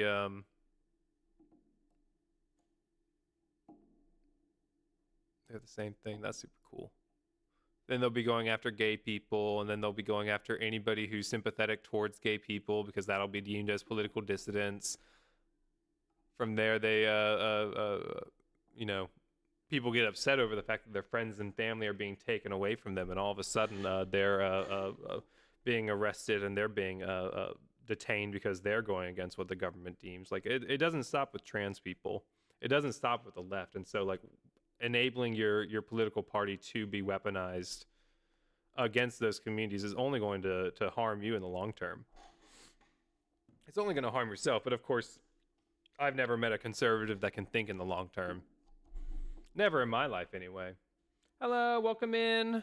Good news, trans people are terrorists now. FBI is going to designate them as well as Antifa and leftists. So, exciting times. Real exciting times.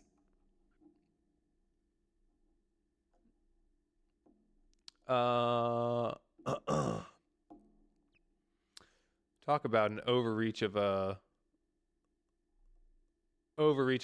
No, it's just criminalizing people based off of their own freedom. You know, the conservative party feels stifled in their ability to express themselves, and they have no wins whatsoever in their lives because, you know, their family hates them. Their kids don't talk to them because they're a piece of shit. And meanwhile, trans people and leftists will be arrested. A frail, weak, and confused old man play a little doesn't Runescape. understand geopolitical politics and the Let's play nature some of Runescape. missiles and how they can traject all over the place, nor does he understand psychological warfare or alliances among nations. Play the clip. When you're going to have to not buy oil from Russia. And but we're going to see how it turns out. I hope it turns out well. You know, it doesn't affect us because, like, we have a big ocean in between, but you're losing millions of people, and they're mostly soldiers, Russian soldiers, Ukrainian soldiers. He thinks the war in Ukraine doesn't concern the United States because there's a big ocean between us. You guys, this is just breathtaking stupidity. And he has been in the UK and he has lied every single time he's in front of the microphone. He has sounded like a man who escaped a memory care wing of a nursing home. And I haven't seen one mainstream journalist, not one, on television, start off the story. The president of the United States is lying his way through his UK tour.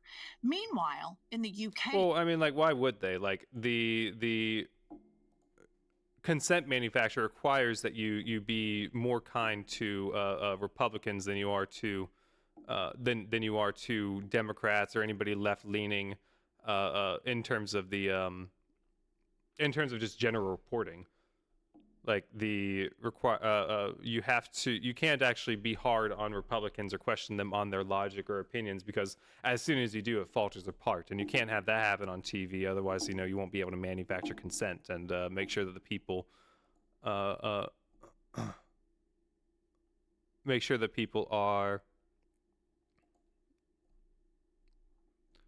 ready for violence to be enacted. But local stations are playing marathons of Trump's lies over and over and over and over again. And so this silent acquiescence and the silent capitulation by the media for a very long time towards Trump level ups. is such an insidious accomplice to where we find ourselves right now. When I think back on the way they reported about Biden, which was fair, he was old. I mean, you know, that's a fair thing. And then I look at this guy, and it's not even comparable. The reporting, they just report like Trump is in the UK with King Charles and blah, blah, blah. And it's just such incredible bullshit. The way they do not report the health, the weakness, the frailty, the mental incompetence, the pathological lying is rarely even reported. It's just accepted. Well, that's just a matter of, you know, reality. You know, they don't want to. Oops. That's not what I meant to type at all. Like I said, they can't actually for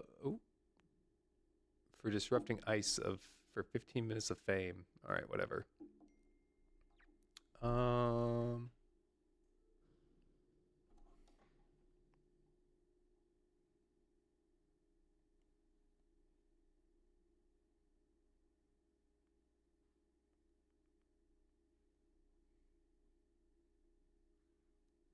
Sorry, responding to a text.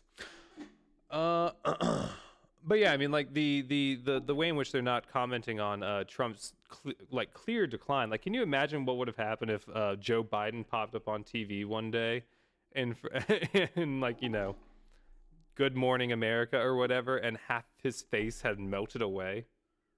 Like the constant hypocrisy is just so exhaustive. Like there's no care for consistency. There's no care for actually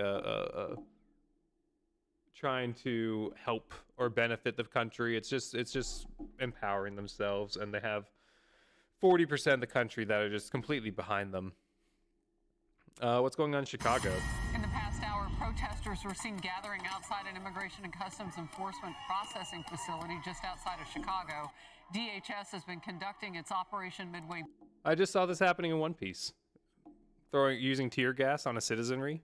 blitz in that state of Illinois, and federal agents deployed tear gas and non-lethal munitions at that crowd. ICE reportedly taking one of those protesters into custody. Apparently that person... A non-lethal, it's a incredible addition there of a non-lethal use of enforcement, as if there aren't any health complications that come from tear gas. Welcome to the Republic. It's all over. We're in the end times now. How you doing, Master Liberty? Call me crazy. I think they might have misconstrued the meaning of the First Amendment. I think they might be twisting it to empower themselves however they see fit. As they take Jimmy Kimmel off the air, as they designate any political dissidents as a nihilistic... Oh, I'm so sorry to hear that. I'm so sorry. So sorry to hear that somebody passed. I don't know the situation. Hopefully they're at peace is, generally speaking, the best that I can ever hope for. Best I understand it, but I'm really sorry to hear that somebody passed. Hope that the funeral goes well. Hope it's not too terrible. Does it involve seeing family members that you don't want to see? I hope not. That's a really not fun part of it in my experience. What was I about to do? Oh yeah, I need to find my list. Where's my list? Here's my list. I need to go smith some stuff, don't I? Yeah. Let's go to Lumbridge. Yeah, things are hard. Things are sad. Things are tiring. Every day is sad. You know what I mean? But we can find some positives in the world. I was having a real rough time this morning, and then I read a One Piece chapter, a new One Piece chapter that fixed me right up. Made me feel right as rain. Made me feel prepared to say that we will make sure that everybody in this country can eat and has a home and has clean water. We will do it. Either we will or we won't. Indeed, appreciate it. No, I don't have any beef family, luckily. That's good. That's good at least. At least you don't have to worry about that aspect of it. Hopefully it's just a nice, peaceful time. We had a death in my family not too long ago, and every like half the people immediately became like the, you know, like stereotypical, like money hungry, like I got to get as much as I can out of the inheritance. And it was really nasty. It was really sad to watch happen. We need steel, full helm, 1. We need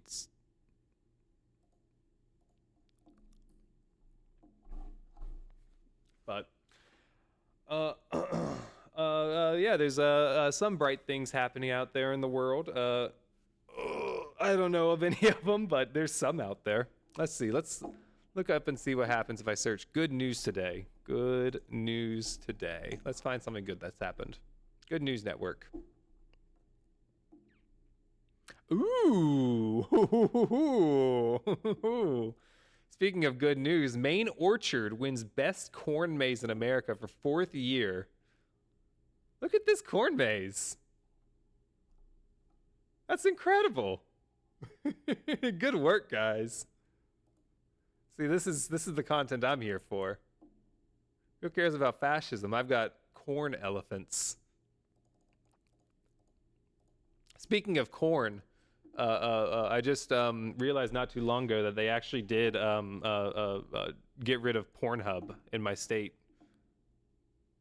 I didn't realize that I actually couldn't go to Pornhub because I hadn't checked, but yeah, you actually just can't go to Pornhub anymore. Somehow Americans have time for that. That's the dream though. Don't we all just want to have the time to be able to work on, creative little passion projects? Like nobody wants to work. We all have a thing that we want to do. For some of us, that's, playing Call of Duty. For some of us, that's creating a giant elephant corn maze. For some of us, that's playing RuneScape and talking about One Piece on the internet. We've all got our thing. I wish I had time to do things like that. It is amazing, though. Maine Orchard wins best corn maze. How big is it? $12 on weekdays. $15 on weekends? Ooh, commercial fishing industry, enter for free. Let's go fishing industry. We love to see representation. Comes from result of inspiration for this year's design. The farmer and the fisherman. I feel like it's just fair to support the fisherman if you're in Maine. I don't even think that needs to come specifically because of the design. Oh, look at that one. Oh, is that the same one?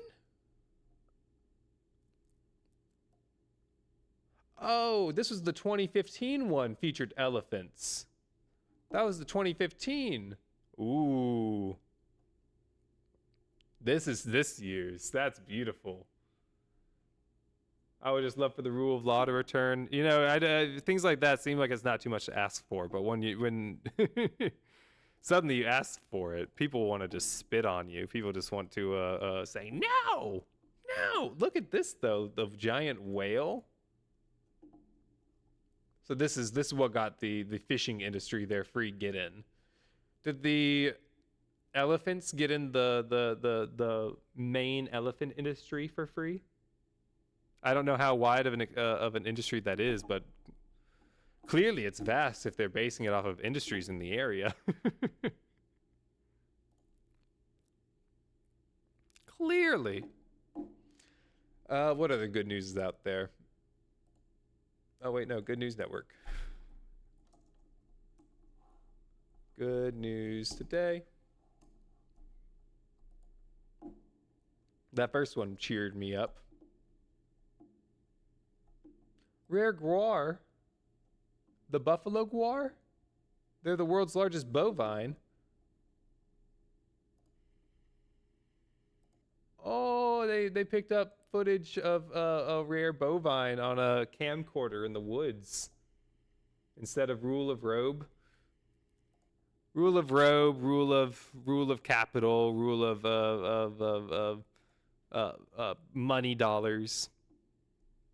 Gotta have the money dollars, but we have rare bovine caught on camera here. Look how cute. Oh, licking his lips. He's licking his snotty nose.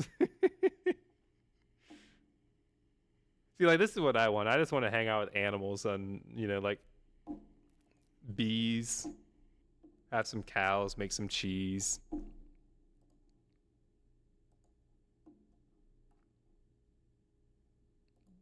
I like that one. Good bovine, good bovine. Yeah, closest, they found life on Mars through some rocks, through like fossilized phytoplankton found in rocks. The money thing is separate from the current departure from rule of law.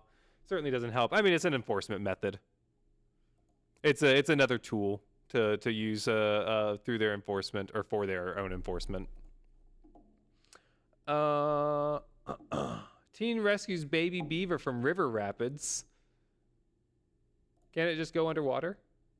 Maybe I'm showing my bias and my racism towards beavers here, but can't it just go underwater, right?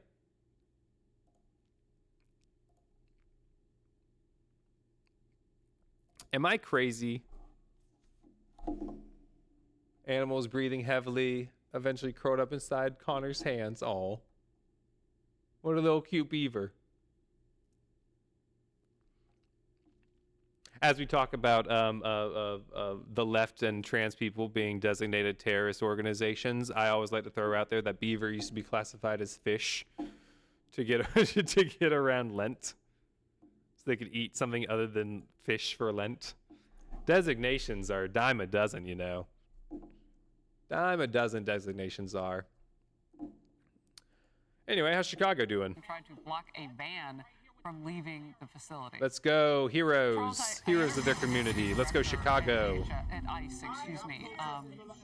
And one of the things she talked about was just the threat against them because of this sort of thing, that they have to take this so much more seriously than they ever have because of the Nice. rhetoric on the left that There's has another put them task in peril done. potentially from people who might come out. Because otherwise, I mean, you can protest, but that's their main concern. It's up 1,000% those attacks on ICE officers. There's this physical intimidation and the demonization and I need more them having mithril to bars, resort to don't I? wearing facial covers. It's just really, it's so hard to believe.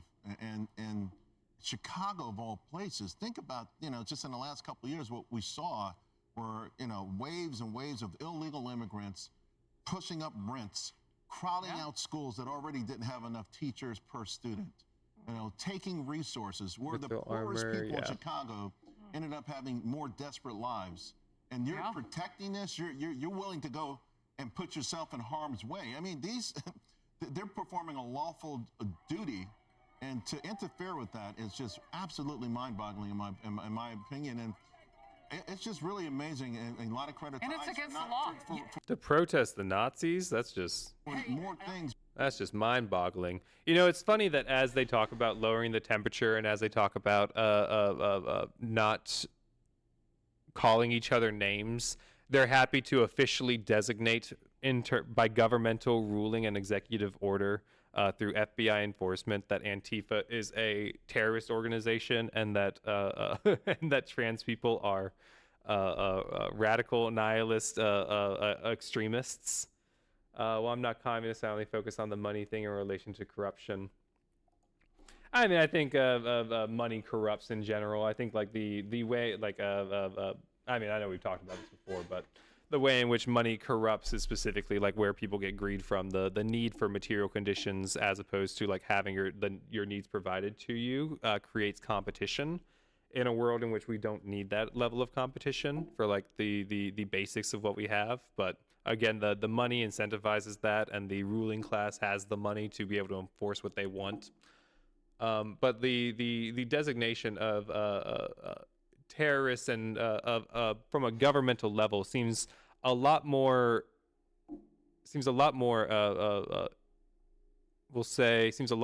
enforcing, a lot more all-consuming than some potential actual people online trolling talking about Charlie Kirk.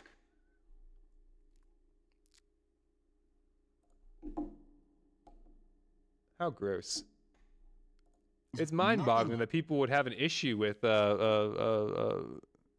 rounding up, like they want to complain about people being masked as they're masked, as the people that are tackling somebody to the ground right now on Fox News, his own broadcast. They're complaining about people in the audience being masked up. Like the hypocrisy knows no bounds. Bad has happened, yet these folks are pushing the envelope as far as you can push it. You know what's so interesting too? These folks. They're changing their landscape of politics there. With Chicago Go Red, we saw that in the last election. It's like they're eating their own, if you will. They're pushing against ICE, but at the same time, they're making more people say, on the Republican side of the aisle, they get this right. We're safer when they're doing their jobs. I would also say if you look at the people. See, like, I think just claiming that their side is working. Indeed, neither both, accept both or accept none, but at least be consistent. I think that like the calling of what does she say? Jobs. I would also say if you. What did she say? They're eating their own, if you will. They're pushing against ICE, but Oh yeah, saying that like at the same time they're making more the practices of the Republican Party works when in fact like the practices of the conservatives is over policing. If over policing worked, why is there still crime? Because we've done a lot of policing and yet there's still crime. If this was actually a solution, you think that there might be some change, but no, they don't want to address the actual solutions and the actual ways to solve these problems. That would be ridiculous. We can't have that. We can't have that at all. say, But on the just Republican claiming side of the aisle, they get Republican this side right. is working when in fact, like, what is the Republican side working? What is the Republican side? How is it working other than just mass arrests taking place?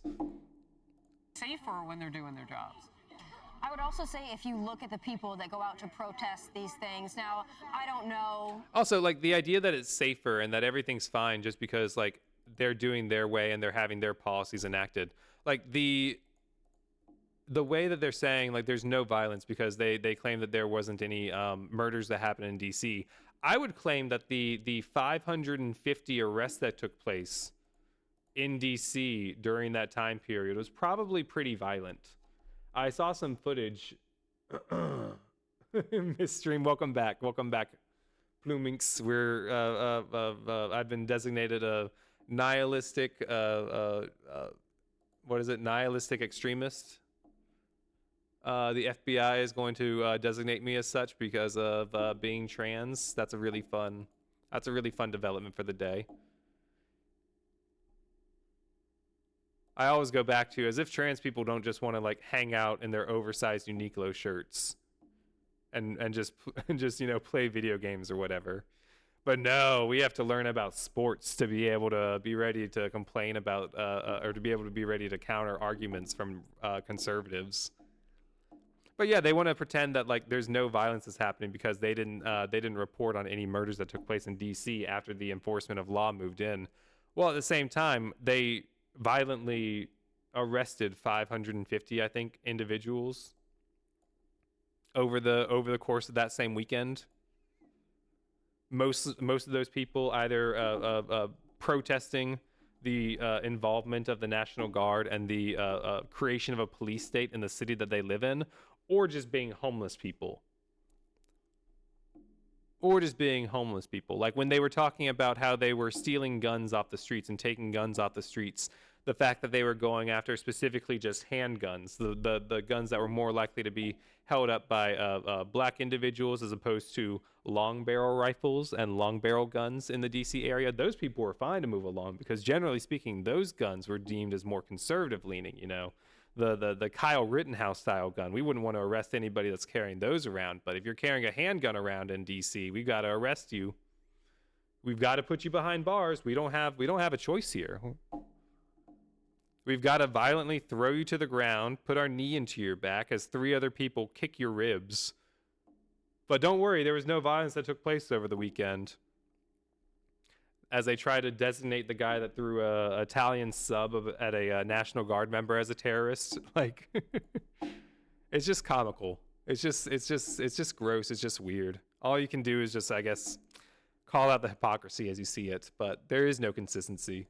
What their life story is. I don't know the shoes that they walk in, but by looking at a lot of the protests that we see, whether it's anti-ICE, anti-law enforcement, pro-Palestine, Queers for Palestine, anti-conservative, anti-Charlie Kirk, they all trans, fit what was that? a certain aesthetic. Pro-Palestine, Queers for Palestine, anti-conservative, anti-Charlie Kirk, they all fit. I haven't gotten a letter to that group. Why are people throwing stuff at the guard anyway? I mean, I think it's just, you know, the guard is there as a symbol of enforcement. People don't have the ability to throw stuff at you know, the actual person that is doing the enforcement, but people have the opportunity to voice their malcontent at the National Guard. I don't advocate for throwing things at anybody in the streets, especially this day and age on stream. But the the idea that people aren't going to be upset is as like the National Guard en masse takes to the streets. If you're pro-Palestine or anti-Charlie fucking Kirk, that's a broad net right there. Yeah, I mean, like, that's who they're going after now. Is if you're anti-Israel, that's a good enough reason to arrest you. I mean, we already have Kash Patel. It was Marco Rubio saying that if you're anti-Israel, then you need to have your passport revoked, and that they're going to revoke your passport. Like, it's all encompassing, the methods of which they're going to try to consume control over this, but there's a lot of control headed our way. Like, I was talking just yesterday about the fact that I woke up and walked outside and there were 3 army guys on a golf cart fully equipped out with guns and gear circling around my complex. I don't know what they were doing there. One of them waved to me, but let me tell you, at 9 a.m. when I walk outside and the first thing I see is completely equipped National Guard members with guns, that's not my favorite way to start the day. Well, the Guard is law enforcement division reserved for when the marshals have failed or do not have the resources to enforce federal laws. Yeah, but I mean, the National Guard is being used as a tool specifically for enforcement. Like, that's the, I mean, like, other states sending in their National Guard members as a means of support when, like, the National Guard in D.C. is simply being used to, like, pick up garbage. No, the National Guard is being used for, like, again, the force that they can show. They're being used as a political tool. And I, for one, have more respect for my military than to use them for something like that. You know, I don't see them as objects. I see them as people that need to be treated with respect. But the idea that you're going to send in the National Guard from your state for another state that isn't even asking for you to send them in, it's just a political purpose. It's not only do you get the benefit of like your state being in the news and you getting your 5 minutes of attention, but also you get to be able to say later, like, no, sir. No, Mr. Trump, don't you remember how I carefully caressed my tongue around your shaft? I did it with such precision and with such disdain for transgender people. I thought that this day and age it would come back for some sort of benefit for me. You know, when we went and got our pussy pierced together at Claire's, I thought that was us becoming like close friends. I didn't know that you would eventually turn on me as well. Like it's all just a matter of self-empowerment and self-protection for these representatives of ours.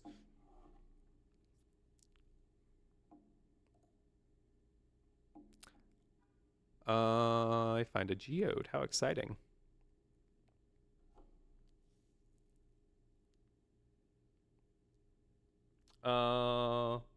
That is how the Guard works, but they're not supposed to be used, are likely not supposed to be used this way since there is no attempt. Yeah, like, I have no problem with, like, the National Guard being called in if the National Guard is actually needed. Like, the National Guard being called in because of, you know, like, I don't know, maybe a group of protesters that are violently overtaking the Capitol. I think that could be a reasonable reason to bring in the National Guard. But simply saying there are homeless people in Washington, D.C., therefore there is crime everywhere because there were a couple of murders that happened over the weekend. We are going to bring in the National Guard and we are going to also not only just bring in the National Guard, we're also going to, because another part of the protest wasn't just the National Guard, but also the fact that they were federalizing the D.C. police. Another important part of it, another overreach of power that the president as far as I know, doesn't have the ability to do, of the militia to suppress insurrection, right? Like, I would expect them to be there at January 6th, but meanwhile, the Capitol Police were left to be trampled over and left to be abused by the rioters that broke in. But now what do we see? Those rioters getting off. And what do we also see? Those same rioters getting rearrested at a crazy rate, because it turns out that they're actually just violent criminals. They're actually just, I mean, like, the marshals being called to enforce laws is an important part of the, you know, judicial branch, an important part of the system that we've constructed. I ain't got no beef with, you know, like, the National Guard being called in when they're needed, as said, but the blatant abuse of power, I think, is what people have a big problem with on the streets, and why you have people like the, you know, sandwich guy. That's out there. But also, like, I think that the idea that every single person that's out there on the streets needs to be a perfect performing actor every moment of every day, because you never know when they are being filmed, but also that not being by the same party, that's not being extended to the police by the conservatives. You know, when a police does something bad, that's just a bad apple. But when a trans person does something bad and throws a sandwich at a police officer, they need the, as I believe one representative called for, them to get the death penalty. Like, but again, I don't see that same treatment going the other way. I mentioned earlier, I don't know if you were in yet, but the college in my town, they're hosting a vigil for Charlie Kirk. a person that, as far as I know, never came to my college, or if he did, it was maybe once. But my alma mater is holding a candlelight vigil for Charlie Kirk because, you know, he's been abused and he's been because he was shot dead for his opinions. Last year, my same alma mater, my same college that I went to, somebody on campus was a victim of gun violence.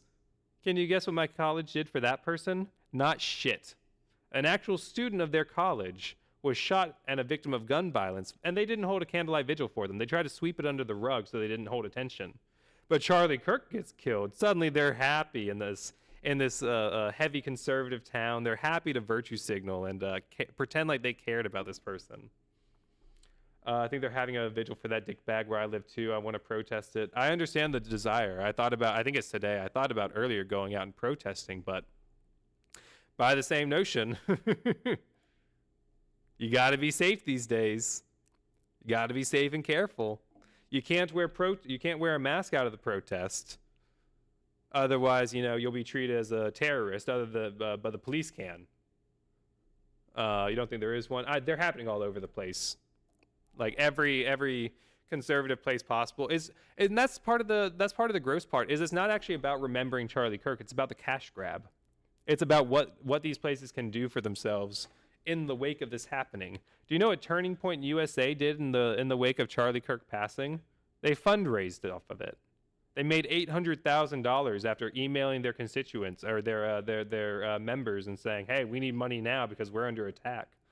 And now his wife has been named the CEO 5 days after, as she's launching an online campaign against trans people and against the left. Like, so you're not a bereaved widow? Like, I don't mean to like assume what somebody's grieving process is, but like, it was a day, 2 days after that you're after Charlie Kirk has been murdered in cold blood, that you're now calling for fundraising. And you're calling for war as, like, again, we're supposed to be bringing temperatures down. We're supposed to be nice to each other during these times. You know, the idea that the left is supposed to lower the temperature and be fine with what's happening, while at the same time the right has every ability and the conservatives have every ability to escalate and inflict as much violence as they want. It's just, it's disgusting. It's disgusting. It's gross. It's hard to look at on a day-to-day basis. You know, everyone I talk to is just, you know, downtrodden, heartbroken over the things that are happening. But like, aside from like, and also if you're considering partaking in BDS movements, I would reconsider, because that can get you put on a terrorist list. What was it? BDS from Israel to lose your passport. To strip citizens over passports over Israel criticism. You know, because America first, right? We care so much about America that we prioritize Israel over America. Whatever happened to, like, you know, caring about the homeless veterans on the streets? Because I care about the homeless veterans on the streets, and I want to get every single one of them into a home today. And better yet, I can point at the exact places where I want them to live and say, nobody lives there right now. Fucking put them there and end homelessness. But no, we need to focus on making sure that every Nazi member that joins up with ICE gets a $50,000 signing bonus, more than a teacher makes in a year. We need to prioritize the fact that if you partake in BDS from Israel, that you can have your passport revoked. God damn, I live in Canada, so I don't know what exactly is a threat to me. Like, I haven't heard of such a harsh crackdowns yet. I mean, hopefully this doesn't end up spreading. Hopefully this can be like, what I realistically see happening is, like, with the eventual, because everybody dies eventually, and this is not a call to violence for anybody who might be listening out there that has that has concerns about the far left right now. This is not a call from violence. But when you have a president that is the God King of the party, and around him is nothing but money-hungry, power-hungry individuals, what happens after the God King dies? At some point, Trump is going to die, and as every single day he has a stroke and a half, and is further and further melted and can't keep himself composed on TV further and further. like at some point he is going to pass, and at some point he is going to die. But like what happens until that happens, and what happens after that happens, I think will be interesting. After that happens, my assumption is that J.D. Vance and Peter Thiel and Stephen Miller finally complete their holy trinity of their power grab, and they're finally able to move towards total fascism, like they want to. Total like fascistic technological takeover and disenfranchisement of the working class. But realistically, when you surround yourselves with power-hungry, money-hungry individuals, when the God King dies, everybody tries to get their own. Everybody tries to get as much power for themselves as they possibly can. Otherwise, what is the purpose of it? Otherwise, somebody else is going to take power in the power vacuum? No, of course not. And we see this starting right now with the likes of Candace Owens. The white supremacist Nazi Candace Owens, who's never had a actual opinion that they stand by consistently, other than the empowerment of white people in their lives. Candace Owens is going against the right now. Marjorie Taylor Greene, Marjorie Titan Greene, Marjorie Titan Greene. I'm not sure if y'all are familiar with Marjorie Titan Greene. There she is in all of her glory. Oops, there she is. Thanks, Hassan. One of the funnier jokes you've made. But you've got Marjorie Titan Greene going against the political party right now as well. I know, right? Going against the right as well right now, saying, we need to stop giving such support for Israel. Now, when they say it, that comes from a place of anti-Semitism. That comes from a place of hating Jews and wanting to make sure that Jews aren't empowered in any way whatsoever. As opposed to, you have the anti-Semites that say that they hate Israel, such as Marjorie Taylor Greene, as well as you also have the evangelical Christians that hate Israel because they're anti-Semitism as well. But they have the ulterior purpose of wanting all of the Jewish people to return to Israel because they have the belief that once that happens, the rapture will start, and that they will be lifted up into heaven's pearly gates as one of God's chosen few, because they're the good ones. They're the kind ones that Jesus would have liked to hang out with. And then you have people that don't like Israel because of obviously you have a moral foundation to yourself and you care about the lives of other people. And you don't want people to be harmed, and you see a genocide happening, and you say, hey, I don't like that. But can't say that anymore. Otherwise, your passport will be revoked. You'll be designated by the government as a federal terrorist. Who knows what happens once that executive order comes through? I know just about every major town in the city is already primed with police, already primed with Nazis, already primed with National Guard, already primed with military members that can move in at a moment's notice and arrest people based off of a list en masse. Unfortunately, I also know they already have a list made. I would not recommend going to the website, but there is a list that already has, I think last I heard, 28,000 names of people, people that are assumed to be trans people that are assumed to be, in their own eyes, terrorists, and they have on their names, they have on their addresses, they have on their family members, links to social media. I would not recommend going on this account because there's no way in hell it isn't completely ridden with malware. It isn't completely ridden with spyware.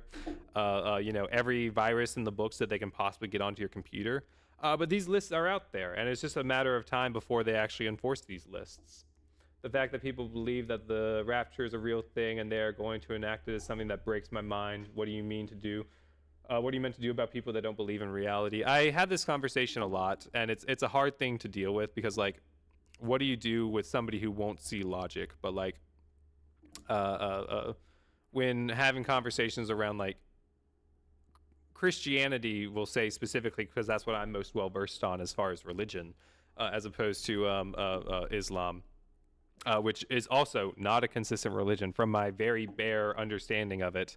But the way in which Christianity contradicts itself is laughable, and the way in which some people eat it up is very confusing to me. It may just be a matter of my brain doesn't work that way, But I remember having the specific moment in Sunday school when I thought to myself, what the fuck do you mean the lions didn't eat the elephants on the ark? What do you mean the hamsters were safe from the snakes on the ark? What do you also, like, you know, if we want to point out issues with the Bible, so God was willing to tell Noah that there was a flood that was happening, and that it was going to destroy the entire earth. It was going to kill everybody, whether or not they even had a foundation to understand that God could be a thing that could exist. The flood was going to kill everybody. God reached down, said, you specifically, I like you. You are going to make this boat in this way, in this exact method, so that we can fit 2 of every animal that are going to come here. And don't worry, you'll have enough food for all of those animals to survive without needing each other. That won't be an issue at all. And after all of this has been done, after the flood happens, according to God's word, like he said that it would happen, after all of this, what ends up happening is Noah is reliant on sending out birds to find out where land is. Suddenly he's radio silent. Now that you're completely surrounded with all-consuming ocean, God goes fucking radio silent on you? What the hell? You ain't got no help. I have to send out birds to hope that they come back with branches. And also, I'm just gonna add in, I'm pretty sure it was specifically the crows that he sent out that were sent out and came back with nothing, and then he sent out a dove that came back with a branch, an olive branch. That feels like some racist ass bullshit added in by the same slave owners that put into the Bible that you need to obey your earthly masters.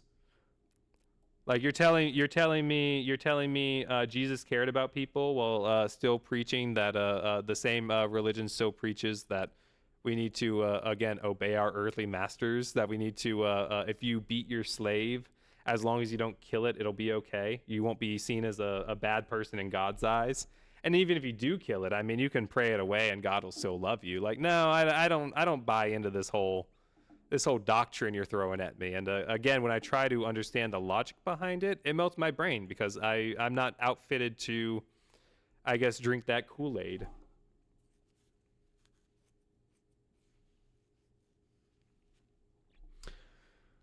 I never liked Kool-Aid growing up. It was always too much sugar in there for me.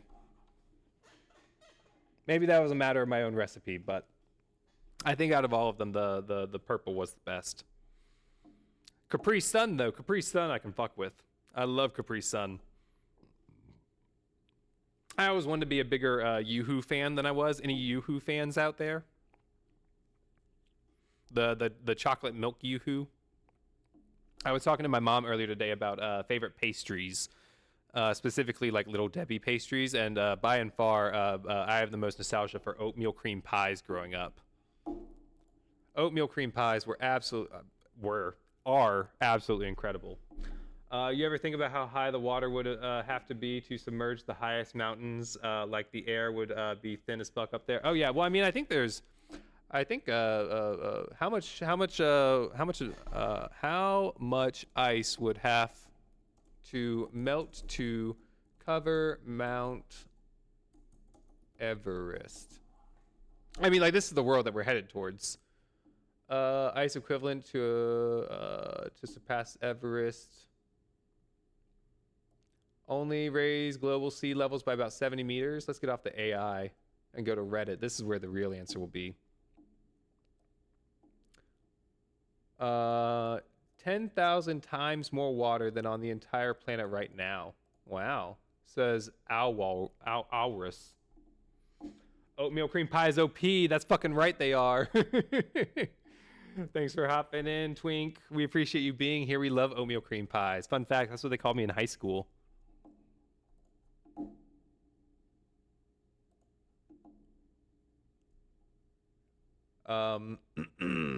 Oatmeal cream pies, zebra cakes, those are probably by far the best options in terms of cakes for me, pastries for me.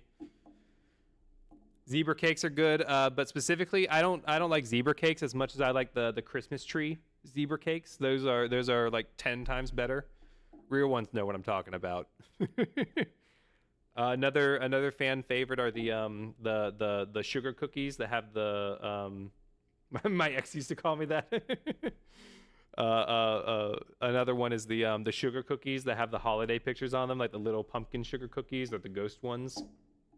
But I make these cinnamon rolls by scratch, and I make cream cheese icing. Hell yeah. The more cream cheese icings, the better. I love a good cream cheese icings. I'm prejudiced against cinnamon rolls. That's my own issue and my own beef. That's my own, we'll call it my own trauma that I'm working through. At least that's what we'll refer to it as right now. Sad, I know. So my partner actually, just last week, my partner and my sister had a baking session, and they had a cinnamon roll baking day. And it smelled lovely. It everything tasted great individually, but once it all got thrown together, I lost my taste for it. I'll blame the autism. We'll just blame the autism. A certain aesthetic. And it's not the people, to your point, Charles, that are underserved in their communities that are wondering why illegal immigrants. What are they pointing down at the protesters with? Is that a camera?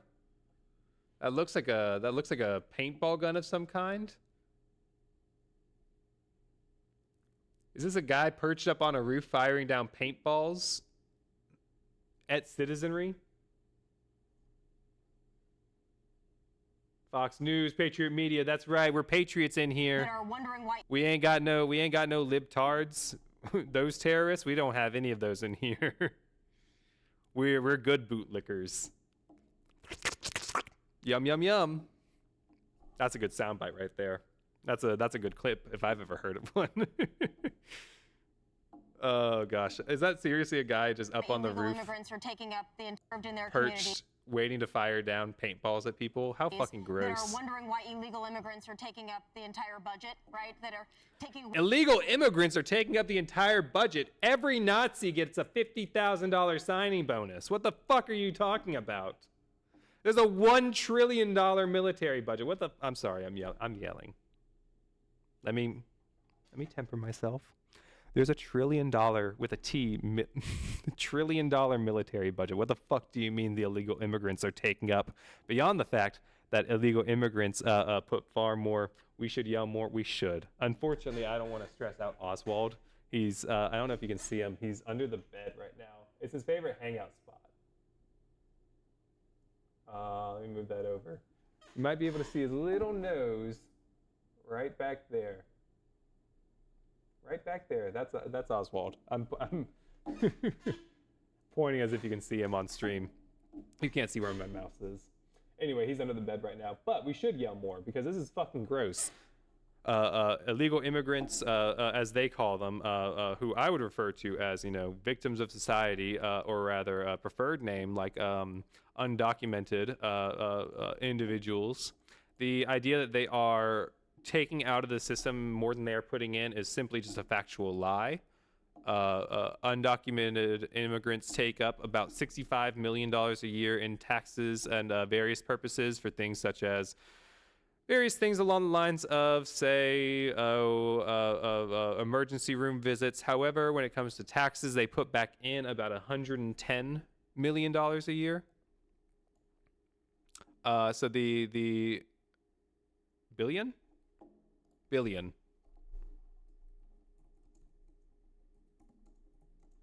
Billion? Sorry, I have to keep up with too many things for my brain to actually keep things in order. Billion. Yes, billion. Billion with a B. Their services and their community programs. Pupper's hiding. Those are the people that... He likes to hang out under the bed. I think it comes from before when I got him or something, but he always just loves crawling underneath there. Ever since I got him. I got him when he was about a year old. Yeah, no, I got him when he was about 9 months old. And by the time I got him, he had already had, I think, 3 different owners, several with, I believe, mean children to him. So who knows what his life was like before he got to me. But he's always loved chilling out under the bed. That are out there protesting, those people are at work. Those people are making a living, right? By the looks of a lot of these They're people, making a living by, taking away the rights of other people that are just out here trying to make a living. Again, the hypocrisy is simply never ending. It never stops. You know, undocumented people are simply out here trying to make a living, but because of some arbitrary determination from a government and state, that is a civil offense. Just a civil offense. We need to round them up. We need to get them all together into concentration camps. We need to deport them to God knows where. We need to take green card holders like Kilmar Brega Garcia, send him away to be tortured. After we bring him back, continue his dehumanization and victimization cycle by now trying to send him to, where are they sending him now? Where is Kilmar being deported? In Africa? Eswatini. As they continue to defame him and call him a wife beater, which, as far as anybody knows, there is no proof of whatsoever. There was a potential for, there was a moment where his previously abused partner reached out to authorities to convey distress, and that was later rescinded upon it not being necessary. The idea that he's a terrorist member, which is completely untrue. They've defamed him on national media, every step, every possibility that they possibly can. And now what are they doing? They're going to dehumanize him after he's been tortured in another country by sending him to another country, by deporting him again, despite the fact that he's a green card holder. This country is so fucking messed up. Looks like a lot of younger, college age or older white people, maybe older white people, that's who are showing up to this. And you gotta wonder, do you have a stake in this? Because a lot of the people in these communities, they want the worst of the worst to be out of them. And they also don't want their city budget to go to taking care of people who shouldn't be in this country. What Nazi talking points? Did y'all hear that? Did y'all hear that shit? What the fuck? Stake in this? Because of a lot of these people in the audience are mostly white. What stake do they have in this? I don't know. Maybe they're fucking neighbors being rounded up. What stake do they have in this? Maybe the fact that, I don't know, it starts with them and then they come after me? What stake? Maybe their political leanings? Like, what, aside from white supremacist talking points, what are you trying to convey here? Because all I'm getting are white supremacist talking points out of you. People, it looks like a lot of younger, college age or older white people, maybe older white people, that's who are showing up to this. And you gotta wonder, do you have a stake in this? Because a lot of the people in these communities, they want the worst of the worst to be out of them. You know, what they're saying there between I'll be the Key and Peele. Do you have a stake in this, white people? Exactly. Like I'll be the Key and Peele anger translator, except I'm going to be the angry one. They're going to be the virtue signaling one. White people, what are you doing? These are brown people. Don't you know that these brown people want to completely get rid of all white people to an entirety? Don't you know that there's a great replacement happening at the moment? You know, that white nationalist, white supremacist talking point of white replacement happening? Like, what the fuck is happening on Fox News? Like, this has always been happening on Fox News, but like, Jesus Christ, it's so much more blatant out in the open. Like, it used to just have to be like segments specifically with Stephen Miller that you would get this kind of talking point. Now it's just any guest anchor for any segment whatsoever. And they also don't want their city budget to go to taking care of people who shouldn't be in this country in the first place because they came into it illegally. So a lot of these protesters, I would say, what are you looking to accomplish and who are you fighting for exactly? The subplot to all of this is anarchy. America. They're fighting for the values that they think defines America. Unfortunately, you are a piece of shit talking mouth who has no morals, who has sold out entirely for your own benefit, presumably, so that you can be on TV and make a quick buck. But like the idea that because your neighbor is being rounded up in the streets, you aren't going to care. Like, I just moved into a new place. I don't know my neighbor. And yet, just the other day, I had somebody beat on my door because they had they felt like they were unsafe, and they felt like the person they were with was going to cause them harm. And so, what do? We say, okay, cool. Here's my phone that you can use to call the police. Okay, cool. Here's another person with you now. Let me go inside and get you water so we can get you calmed down. Okay. Now that person is coming over, getting closer to you. Well, cool. I'm all more than ready to put myself in between the two of you and make sure that he cannot get to you. But this idea, like, what stake do you have with your neighbor being rounded up in the streets, like, is just really, really gross. Really, really gross. Doesn't really entail the Christian values that I thought that the Conservative Party held steadfastly. You know, I think it would be Christianly to look out for your neighbors, whether or not law enforcement says that's the right thing to do, because the will of law enforcement can change. You know, the will of the will of law enforcement is just a tool to be used by whoever's in charge. If that's the Democrats, are you going to be saying the same thing when it's Republicans? Because I don't remember you saying these things when it was the Capitol Police that were being trampled and beaten by white people. Home of kill the homeless, kill me. So I guess what we can expect. Yeah. Yeah, I mean, again, this is the party that's saying that we need to turn down the temperature. This is the party that's saying that we need to treat the other side with respect and treat the other side with dignity as they, you know, like, try to grind people up into Soylent Green. Like, this is what we're dealing with now. Really? Yeah. And I think there's a really, beneath the surface, a real big rise, you know, because it never goes away. But this sort of anarchy, anti-West, anti-America thing, that's what's driving them. That's what galvanizing them. But they're going to push the envelope too far, I think. Emily. Again, I would argue that these protests are far more pro-America than anti-America.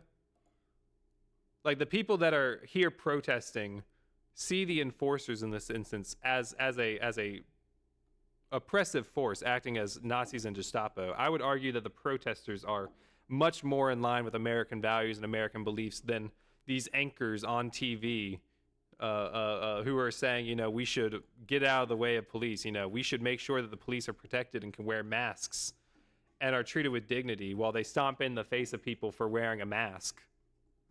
Like, oh, it's just never ending. There's just, oh God, it's not going to end. Democrats aren't going to fucking do anything. At the end of the day, the people that got Jimmy Kimmel off the air, it's a liberal institution. Liberals are going to bend over, allow for this to happen every step of the way until it gets to the point of, oh, I didn't know they were going to come after me. I thought I, you know, I used both hands while I stroked you off. I twisted it like a bop it. What do you mean I'm going to jail too? You know, when you know, I go to jail because of being trans or whatever, and you know, all of a sudden, let's say my dad has an issue with the fact that I've gone to jail. Let's say my dad goes out and protests in the streets over the fact that I've gone to jail. My dad gets arrested because he goes out and protests in the streets because I've been taken to jail. At that point, what's my conservative uncle going to do? His brother has been taken to jail by an authoritarian government. He's one of Trump's captains. He's a captain of Trump. He's got an inside window. I remember when my uncle had an inside visit to Mar-a-Lago if he gave enough money and then never got to go. I remember when that happened. So what is my Trump captain uncle going to do after my dad's arrested for protesting me being arrested? Is he going to go out and protest? Okay, that's fine. He'll be arrested too. There's no end to this other than just, again, mass arrests. Luckily, we have people like Peter Thiel. We have people like Stephen Miller. We have people like Pete Hegseth, J.D. Vance, who see this as an opportunity to enact their fascistic technocratic takeover, in which, you know, you have a mass arrested state, whether these are leftists, whether these are homeless people, whether these are political dissidents, whatever you want to call them. You mass arrest people and then you can put them to work. We already have the bones for slave labor in this country. Now we have the workforce to do whatever the fuck they want us to do. And whenever we say no, don't worry, we have an emboldened force that's been training for weeks on enacting violence towards their neighbors and towards their fellow Americans. Like, does this look like the face of America? Like, this guy masked up right here. Does this look like America? That's not what I envision when I think of America. This guy fully equipped out. He's got the night vision. He's got the gas mask, the goggles. Taking just hanging out in a parking lot in Chicago. Does that look like the America you dreamed of when you grew up? No, because this isn't America. This is, again, the protesters here are the ones that are defending American values. The people that are sitting here in their nice suits on TV, protected from all the tear gas that's taking place outside. These talking mouths are the ones that are benefiting from the ruling class right now. It's just like Elon Musk going and saying to a crowd of people in Britain that they need to be ready to fight and die for the things that they need to protect, because if they don't fight and die, then they're going to die anyway. And he says all this from the comfort of his compound. He says all this from the privacy of his own home, in which he's not going to leave. He's not going to be out there on the streets. He's not going to be out there protecting the masses. He's going to be diving into his cash fund as he becomes the world's first trillionaire. Tesla is offering him a buyout of $2 trillion. He could be a trillionaire by they estimate 2035, but I mean, realistically, it's going to be probably like 2027. He'll reach trillionaire status if this keeps up. Go fight, my minions. It's the hang on, let me pull it up. It'll be a lot better from the source itself rather than my bad impression. I'll do my bad impression afterwards so we can laugh at how terrible I am.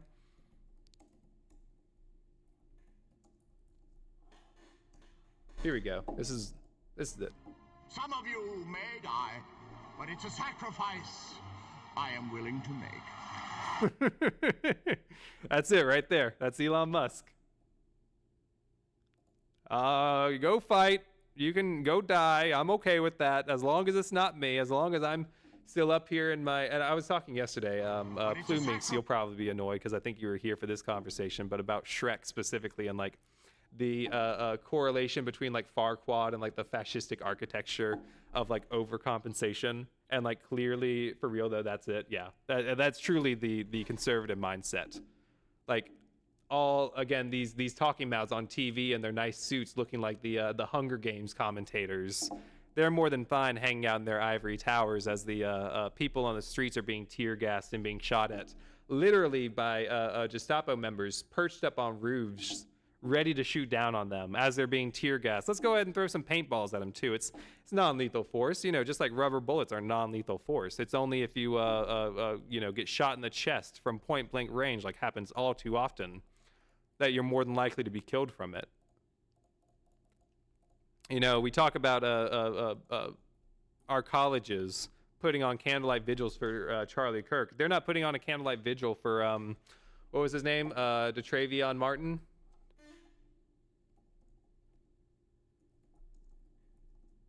From Delta State. DeMartravion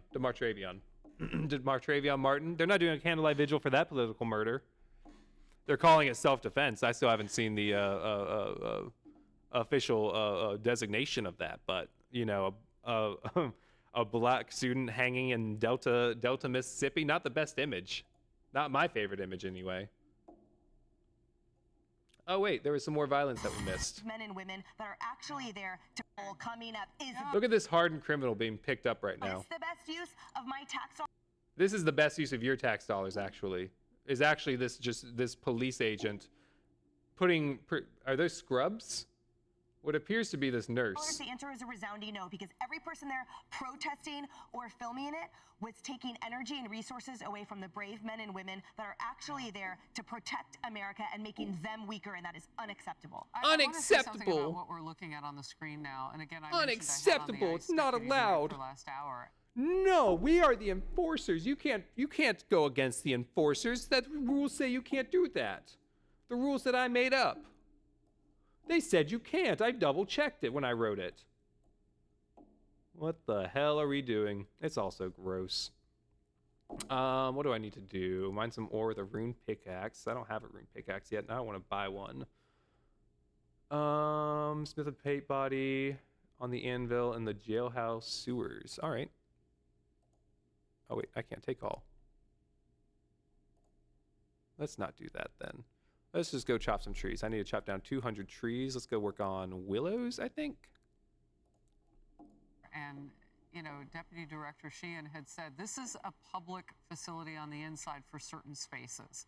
And so what's happening here is that these people had encroached into offices and tried to get into cells where violent illegal immigrant criminals, because they're already criminals when they break into this country against our sovereignty laws, but then violent crimes beyond that point where those people were being held.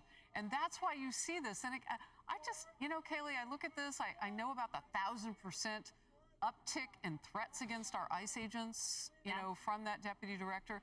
It bothers me to see the type of contact that has to happen because people and lawmakers among them are making decisions to put them in a physical way with the public. I just don't understand it. Yeah, and just to be clear, some of the migrants in that ICE facility that you're looking at, all kinds, MS-13 member convicted of criminal possession of a weapon, illegal alien convicted of criminal possession of a gun, drug trafficking, having 2 kg of fentanyl. So these are not great actors in there. And while members of Congress have a statutory authority... Cool. I can't wait, as always, to see the due process on each and every one of those individuals.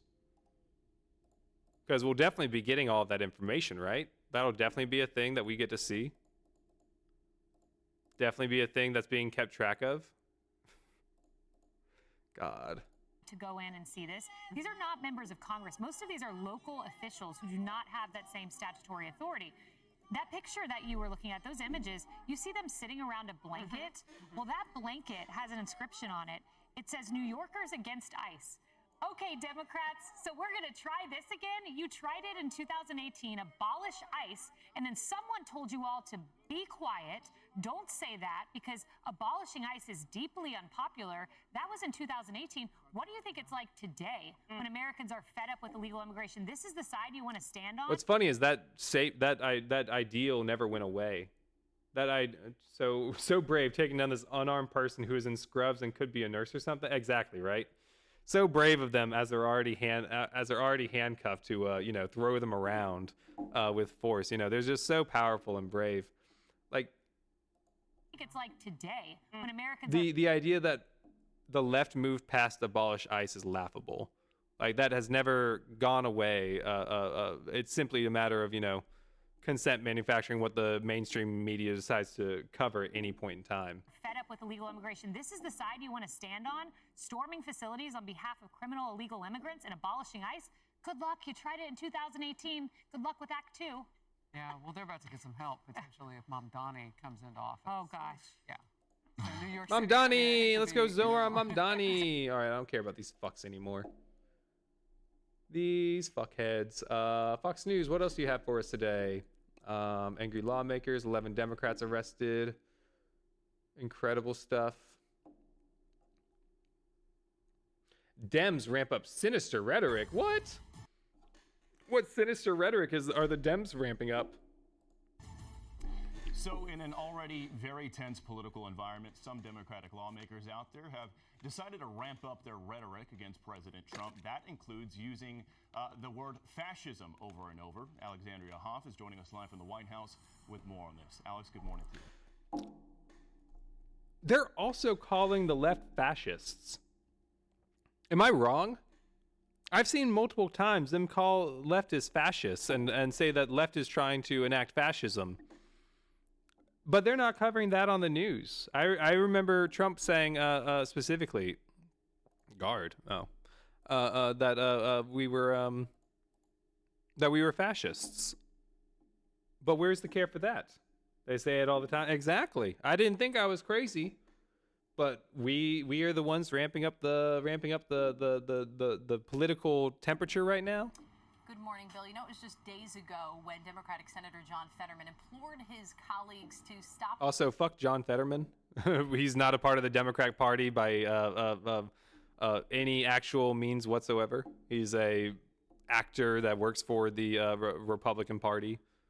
Does the wishes of Israel, does the wishes of whoever has given him the most money at any given point. Using doom-mongering style language, to stop comparing the president to Hitler, stop using terms like fascism, fascist to call the president that. I mean, he really feels that kind of language could easily spark more deranged action. Terms like fascism, fascist to call the president that. I mean, he really feels that that. Don't call people fascists. You're a fascist for calling him that. Did y'all heard that, right? Hang on, let me just make sure I got that right. Fascist to call the president that. I mean, he really feels. It's fascist to call the president that. So don't call people fascist or you're a fascist. I'm calling you a fascist because of your actions. That kind of language could It's right there. spark It's more right there. Arranged action similar to Charlie Kirk's murder, but all it took was Jimmy Kimmel's late night chapter closing for an op-ed in the Philadelphia Inquirer to justify such language, asking yesterday Senator Fetterman, can we call it fascism? I am yet? paper, you are glue. Hill It bounces off me and sticks to you. President and his lapdogs here in the United States Congress, the Vice President, the FCC Chair, the Attorney General, Secretary of State, That bro. and congressional Republicans are implementing a dangerous agenda to punish their opposition. Fascism is That not brow? on the way. That brow? What? It is here. Oh, that brought back memories. That's right. Sorry, I misread. Randy Wein. Fear Regarding his book, teachers. calling Why Fascists Fear Teachers a critical read. And in debate, How dare she? How dare she say that something's a good book? Can't you guys read between the lines and see that this is Hillary Clinton saying that every Republican needs to be killed? Can't you see that? Can't you see that happening? DC crime yesterday, Congresswoman Rashida Tlaib told Republicans not to take the name calling personally. So nobody over there should take anything we say like so personally, as if we're attacking them. No, we're attacking a process, not attacking people here. And I think it's really important. We need to stand up against this. Fascist takeover, that's not a bad word. It's a fact. It's insane. Do I look like a member of the Third Reich to you, Ms. Tlaib? Is that what I look like to you? And although Let's go, push Rashida to Tlaib. censure Rep. Ilhan Omar over comments made about Charlie Kirk failed, new video has prompted a new uproar with the Congresswoman saying this about Kirk inside of a church. I do believe those of you who are interested in rewriting this hateful man's history are full of.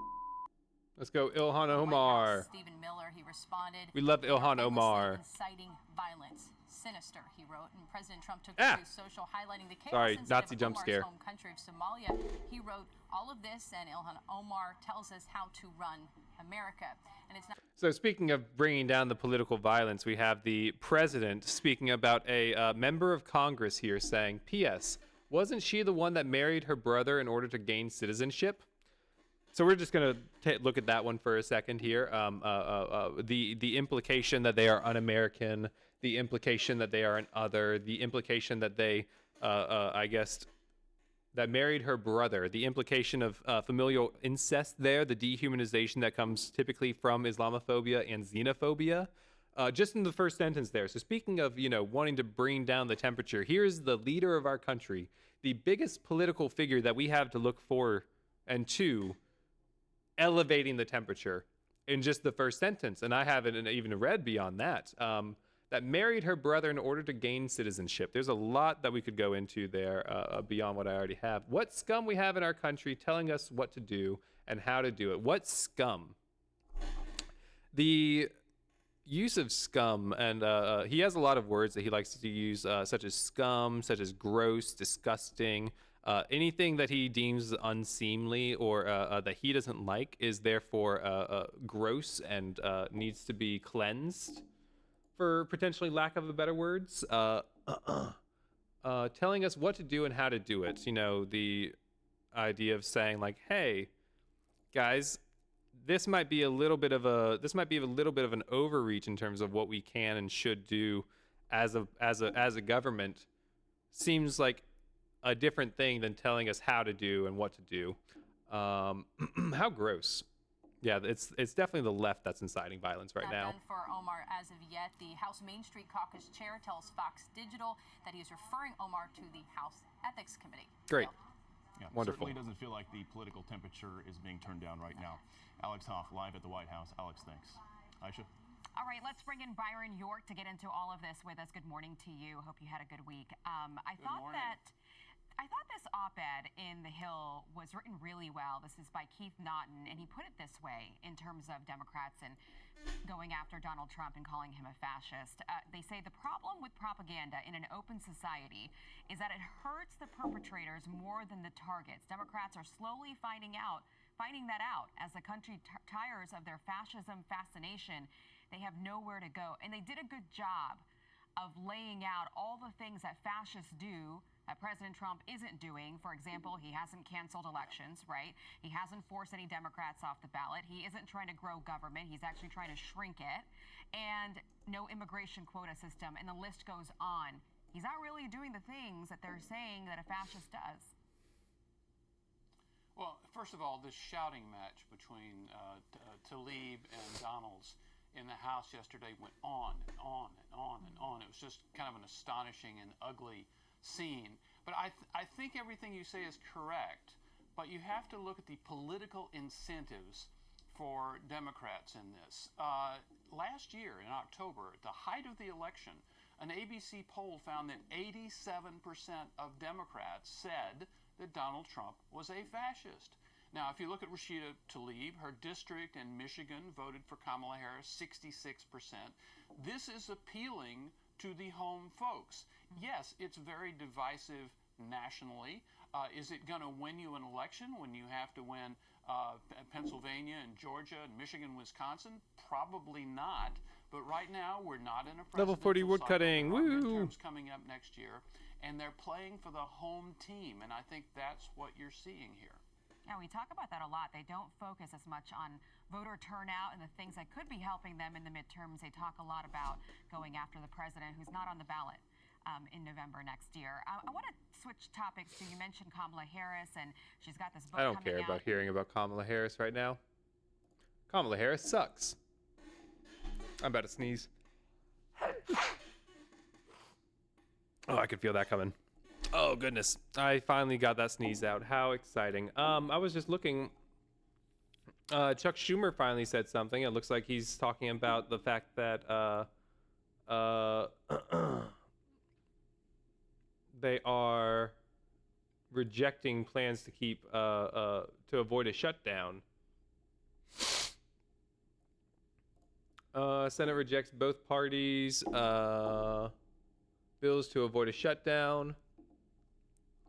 Voted Friday to block dueling Republican and Democratic proposals to keep the federal government funded on a short-term basis, raising the chances of a shutdown at the end of the month.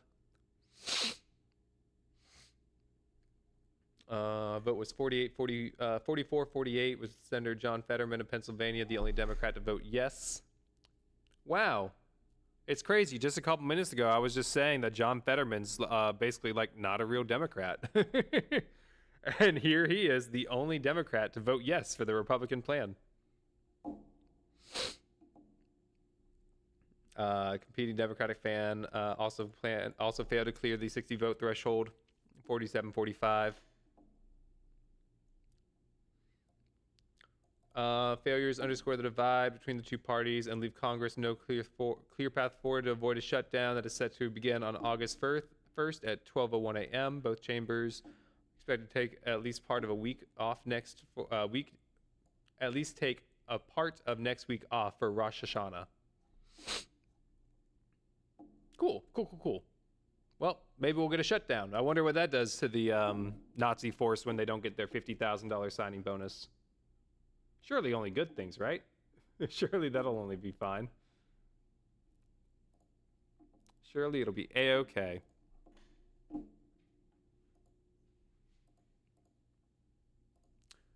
All right. Let's see what else is going on. MSNBC? Anything fun?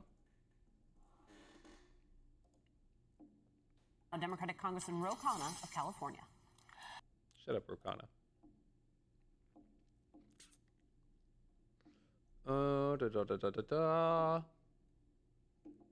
Ooh, a change of vaccine guidelines. RFK Jr.'s hand-picked CDC vaccine advisory panel is meeting right now as it considers more changes. They have already voted to not recommend the combined measles, mumps, rubella, and chickenpox vaccine. Keep in mind that if they do not recommend in this sense, then it's several places across the country that simply do not get these vaccinations. For kids under 4, saying the chickenpox vaccine should be given separately. And today the panel delayed a decision on the hepatitis B vaccine for newborns. Joining us now, NBC News national correspondent Aaron Gilchrist. Why vaccine newborns? You know, I like having, we've got to be the number one at something, and other countries are coming after our infant mortality rate. We've got to pump those numbers up. We've got to get them sky high. Who is at the CDC in Atlanta. Aaron, bring us up to speed. So, Katie, I'll tell you where we are right now. We've been really focused today on the COVID-19 vaccine, and we just reached a point where there is going to be a vote in the next few minutes on the 4 questions that this panel has to consider, which we've just been handed a few minutes ago here. 2 of the questions that they're going to vote on really are about providing more information to people before they get a COVID vaccine. The other 2 questions address the immunization scheduling, and the question that they're going to vote on is changing the current recommendation that the CDC puts out, which is that people 6 months old and older get the COVID vaccine. The new recommendation, if approved and endorsed by the CDC director, would be that vaccination should be based on individual decision-making, or what they called shared clinical decision-making. The same thing, essentially saying that vaccination should be dependent on whether a person and their doctor decide that they want to get vaccinated. For the younger age group, people under 64, there would be some additional information that would be recommended to be shared with patients. The other significant... So what is the problem of this? The problem of this is you have individuals who live life immunocompromised.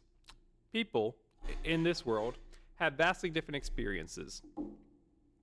And some people in this world are not born with the same advantages as other people. And some people are even born with diseases that make it so that they cannot live the way that a quote-unquote normal person would be living, because they are more susceptible to disease, because they are more susceptible to infections, the spreading of germs, all of these terrible things for them. And through this, we have this thing called society. So we got together as a society and decided, okay, we don't want our kids to die. And these diseases are things that, based off of modern science, we can eradicate. We can remove as an issue from the populace for the most part. You know, there'll be issues here and there. Of course, you're going to have individuals who, like, the vaccine won't work for X cases or what have you.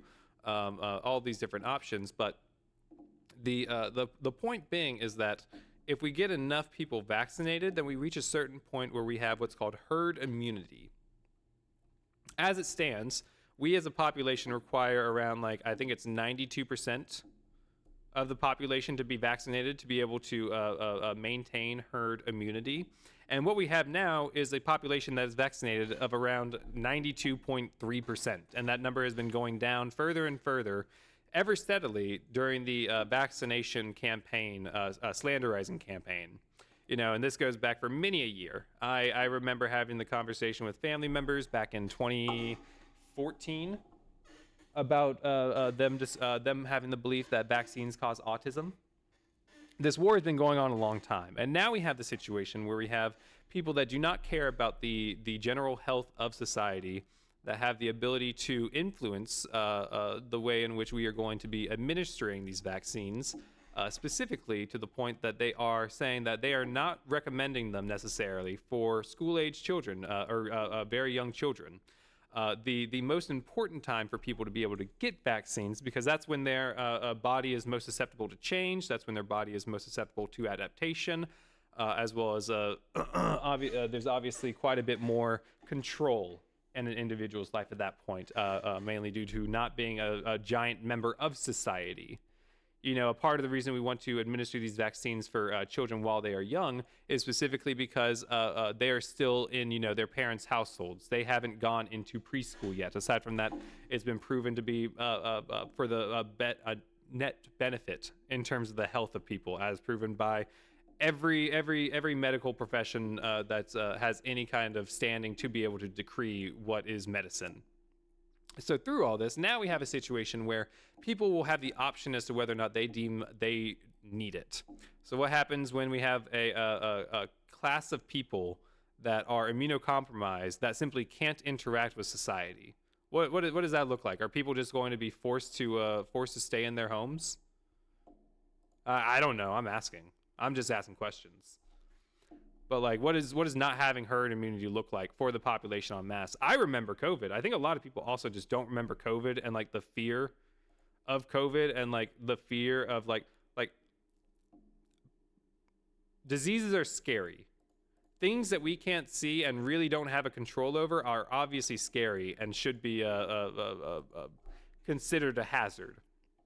But when you have a world in which we have to teach 65-year-old people that while you're washing your hands, you need to sing the ABCs and you need to make sure that you scrub every part of your hands, and their response is, "You're infringing on my freedoms. You're taking away my freedom to go to the bathroom, wipe my hands with my shit, and then go and touch everything out there in the world." Like, what the fuck do you do? Like, how do you deal with this problem? The de-education, the decrease of public funding of education sure is rearing its ugly head right about now. But like, how are you genuinely, like, how are you supposed to reach out to those people and fix these problems if they aren't willing to like just take this necessary step to wash their hands? I worked at a museum during the majority of COVID once I got back to work. Once I got back to work after my COVID break, my main job was working the front desk at a museum. We specifically had a majorly boomer clientele at our museum. We were a living history museum that focused on the 19th century. So specifically, we had actors that were that were interpreters that were in costume. They wore the garb. They portrayed the jobs at the time. You know, we had a blacksmith. We had a dressmaker. We had all these different roles in the village that people would assume and that people would take. And through this, we had a lot of interesting people that came around. For instance, there was the person that came around and they decided that they wanted to drop off.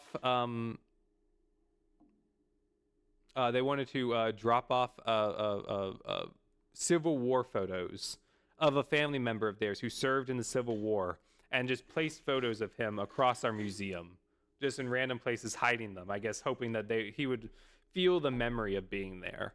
You would have people like weird religious people that would come in and like would just stand at the front desk and look at me and say, "Are you a Christian?" And when you say, "I don't talk about my religion at work," they respond, "I can fix that." Like just the weirdest members of society. And throughout all of this, the number one issue that I had was dealing with boomers that didn't understand that wearing a piece of cloth on their mouth wasn't a big deal. The number of people that I had cry to me over the fact that they felt like I was infringing on their rights because I asked them to put on a mask was laughable. And these are grown people that decided that they wanted to argue with a how old was I at the time? 24-year-old at the time.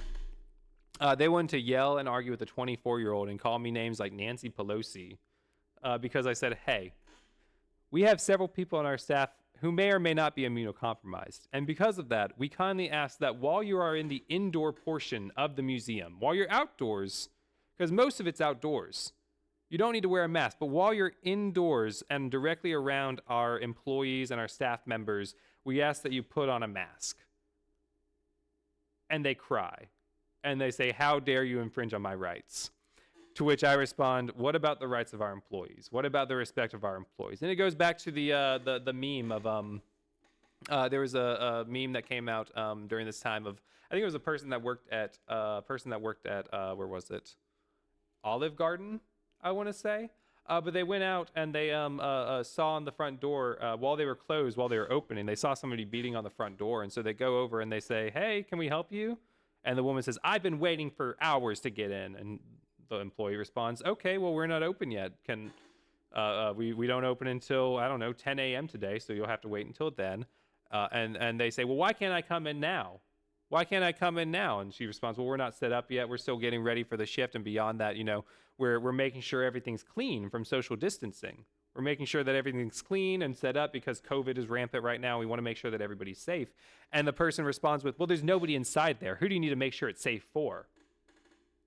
And the person responds the employees that work here, there's 10 of us in there, but it just goes back to the fact that generally speaking, the boomer classes don't see retail workers as people. They see them as their servants. They see them as their hand and foot soldiers. Like I again, like my work experience. Hello, Gummo kid, welcome in. We're complaining about boomers at the moment. But for 10 years, my first actual job that I had was I was working at a bowling alley. I was a 17-year-old kid working at a bowling alley, and this was my first job I'd ever actually had. And one fun thing about bowling alleys is they have something called leagues. Leagues are mostly comprised of old people whose families don't talk to them because of their shitty politics, that need a place to go out and feel like they have a community and feel alive, that they can go and bully people they deem as under them. At least that was my experience of working there for 10 years. But as a 17-year-old fresh-faced employee, I think it was my 4th day, league bowling was happening. And I had several people, plenty of nice people that came up to the counter and they said, "Oh, hi, I haven't seen you here before." And I said, "Oh, hi, I'm Kevin. I just started, blah, blah, blah." And they respond with, "Okay, well, thanks, great." And this is followed up by a 80-year-old person who comes up to the counter and starts yelling indiscriminately. He comes up to the counter, he starts yelling, saying that his throw was completely messed up. "My throw is messed up." And I turn around and I say, "Oh, hi, hello, sorry, what's going on?" And he says, "You messed up my throw." And I said, "Oh, I don't know what I did. I've been here. What happened? Can you tell me what happened? Maybe I can help, or if I can't help, I can find a manager that can help you." And he says, "Are you talking back to me?" And I say, No, I just want to help you find a solution." And he says, "Well, there is no solution. It's already done." And I say, "Okay, so what happened? Is this something that we can look out for in the future to make sure it doesn't happen again?" And he said, "Well, the oil pattern's fucked up. Who placed the oil pattern?" And I said, "A robot. We have a machine that places the oil pattern. A robot did that." And he said, "Well, then how do you know it's right?" I said, "I don't know anything. I've been here for 4 days and I'm 17 years old." And he said, "Well, this is fucking ridiculous. I need you to give me a fucking manager before I come over there and hit you." I was actively threatened to be hit by an 80-year-old man as a minor because of something that happened that he deemed was our responsibility and our fault, when in actuality, he was just a shitty bowler. I found out later this was a constant problem because I dealt with him the next 9 years of my life being shitty to me once a week. Like the way in which the older generation expects for respect without actually doing anything to earn that respect has always been astounding to me. He bowled till he was 89. Oh, we had the oldest bowler that we had bowling there. She was this little. So actually, this was another really fun problem that I had was there was an elderly lady there. I don't remember her name. I want to say it was Xi'an was her name. I could be wrong, but she was this little tiny frail Chinese lady. I want to say she was probably 65 pounds. And she was, I finally got brave enough to ask somebody one day, or no, it was her birthday. It was her birthday, and I went over and I said, "Hey, Shane, how old, what number birthday is this for?" 95. She's bowling with a 10-pound ball. She's not using a ball ramp, but she's 95 years old, and she's there every single week. But another fun game that I would have to deal with all the fucking time was the fact that Xi'an would get cold. So there's a standard that we had because, people are active, people are bowling. You have a lot of people, especially of an older age, again, because it's sad old people mostly that are there bowling.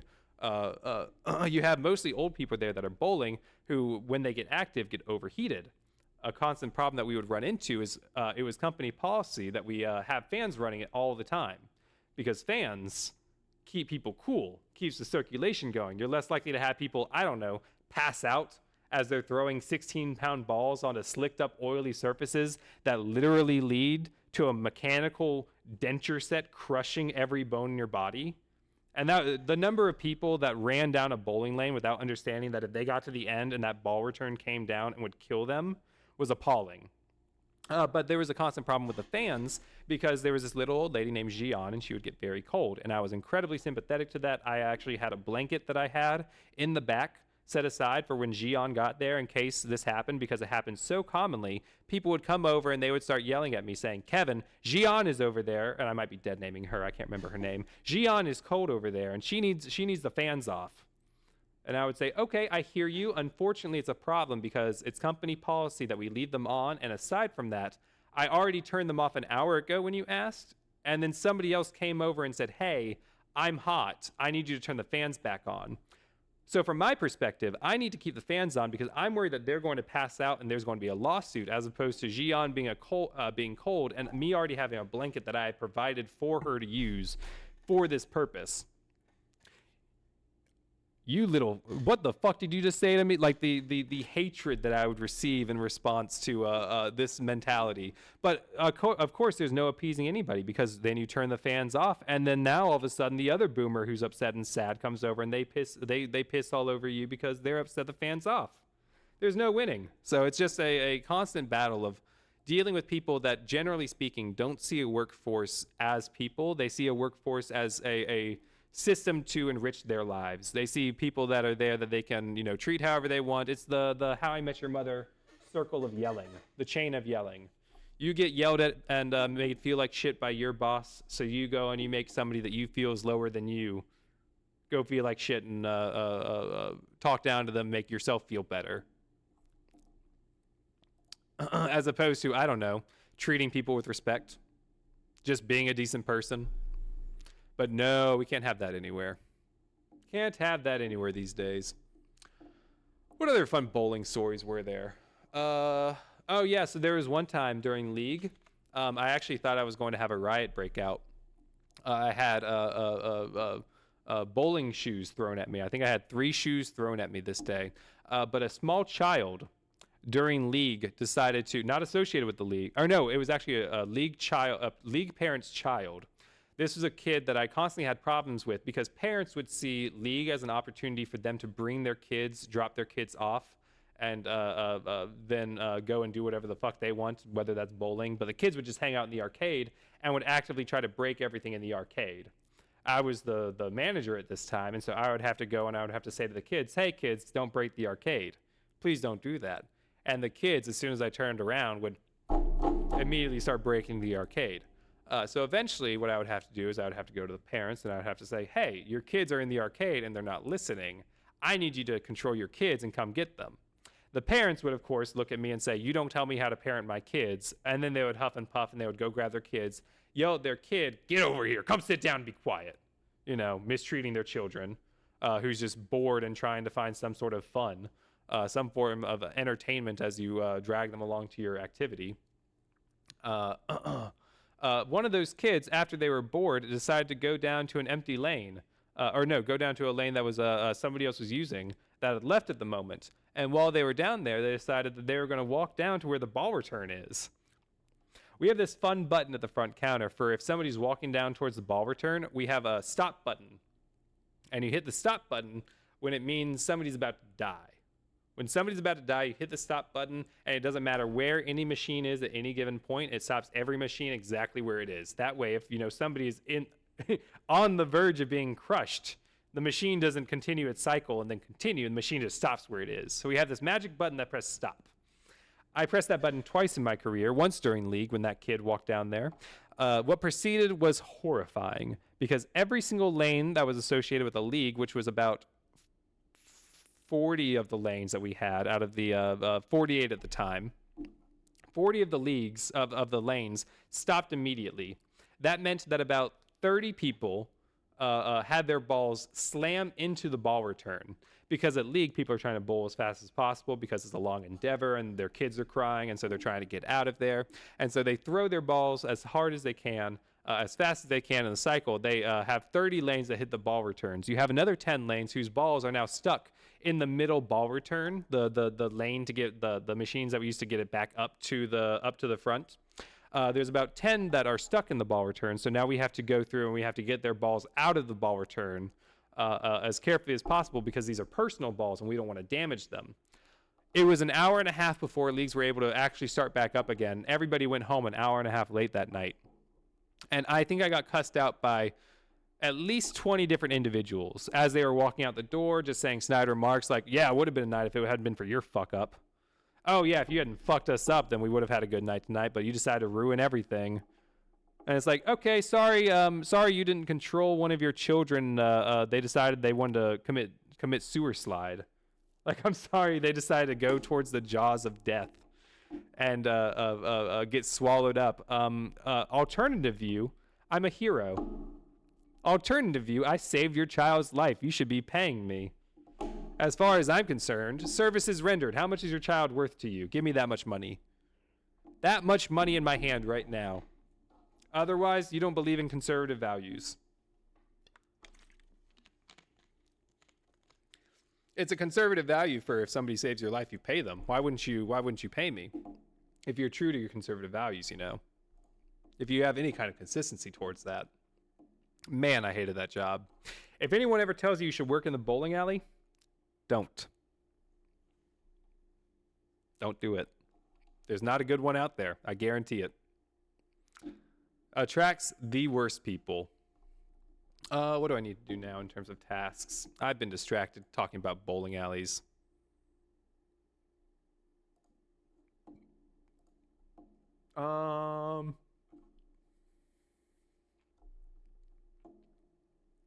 Burn any logs 200 times. Plus I need to do the wood cutting still. We'll just knock those out. We'll just go ahead and do that as opposed to waiting for it for later. We'll go ahead and take care of those maples, get a bunch of those, get the 200 tree, and then we'll get the 200 fire making. That's crazy that people would blame you for a child going on the thing. Like, what did they want to let the kid die? Yes. That's the thing is, at the end of the day, conservatives don't value life. At the end of the day, that perfect game meant a lot more to Kirk than that kid did. Because they don't value life. What life do they value? They value a fetus. After it comes out, they don't care. You can see that through their treatment of any trans child, any gay child, any atheist child that's been excommunicated from their families. I remember some of these people would complain to me about the fact that they had a son that they couldn't talk to anymore because they thought that we were friends because, I'm doing customer service. And so, hello. Oh, absolutely. Of course I want to talk to you. Oh, you're tipping me? Well, I don't really care what you say. I'll be a yes man for now. As long as until you're away from me, and then I'll tell everybody I can about how hateful of a person you are. Spread the good gospel. But when you're doing the customer service thing, especially as an employee, you don't really have a lot of options to deal with these people. But oh my God, were they so hateful? There was I had to stop a knife fight at one point between two people because one of them. So there was this. It's called bowler's courtesy. It's called bowler's courtesy, where you don't bowl at the same time as somebody else. This is what's wrong with the youth. So you have every. Hang on, let me pull up my paint. Let me go full on. What's his name? Pirated software. Let me go full on pirated software. So every bowling alley, every bowling lane. So here's one lane. You have lane number 1. Every bowling lane, you have lane number 1, and you have lane number 2. This is a pair of lanes. This is one pair, and the ball return is in between this pair. Then you have 3, and you have 4. And you have, again, the ball return in between those two. So if you're bowling on lane 2, like let's say you're bowling right here, it's bowler's courtesy to not have anybody bowling on lanes 1 or lane 3 while you're up here on 2. The number one problem with today's youth, as many people told me, is there's no such thing as bowler's courtesy anymore. You have people that bowl on 3 at the same time as you have somebody bowling on 2. It's disgusting. They should be put down. But one night I had somebody that bowled on lane 3 while somebody was bowling on lane 2, and it cost one of them to, no, you don't need to save that. It cost one of them to miss their strike. And that led to me having to break up a knife fight between them, or rather get in between them as they started a knife fight, which is a really dumb thing to do. Looking back at it, I should have just let them stab each other, especially considering I didn't like either of them. But no, being the company man, I said, let me intervene from violence here. But yeah, no, I mean, people are absolutely insane about the simplest things. But that's also part of the problem is when it comes to conservatives and Republicans, they don't see politics in the same nature when it comes to, as a matter of life and death for some people. They see politics as a matter of teams. They look at it like it's their favorite sports team, and every time they own the libs is an opportunity that their team gets a touchdown. Again, they don't value life. They value winning. They don't value the fact that child was saved, and the fact that child didn't get swallowed up by the ball return, or the pin setter. Excuse me. They didn't get swallowed up by the pin setter and crushed by it. They cared about the fact that their bowling game had been thrown off. Because it's not just a matter of like the action itself getting in the way of their bowling. It's also the ongoing trauma. That was another part of it, was these fucking crybabies. Like, oh, this action, this one thing threw off my whole night. Now I did terrible the whole night because literally it would be because my loaded nacho french fries didn't get to me fast enough, and I got them cold, and I had to have them remade. I didn't get my calories the exact moment that I'm used to getting them because I'm so fucking autistic. I need everything in the exact same moment. But also, I'm not autistic, and I'll kill you for calling me so. Hi. Sorry, partner got home. But yeah, bowling alley was a crazy time. Showed me the worst of society, and unfortunately, most of those people are still alive and are the ones making our rules. It's heartbreaking. I'm just now realizing that it's after 5, though. I've been going for so long today. Oh, you got me too fired up. I blame you, Pluminx. It's all your fault. I blame you.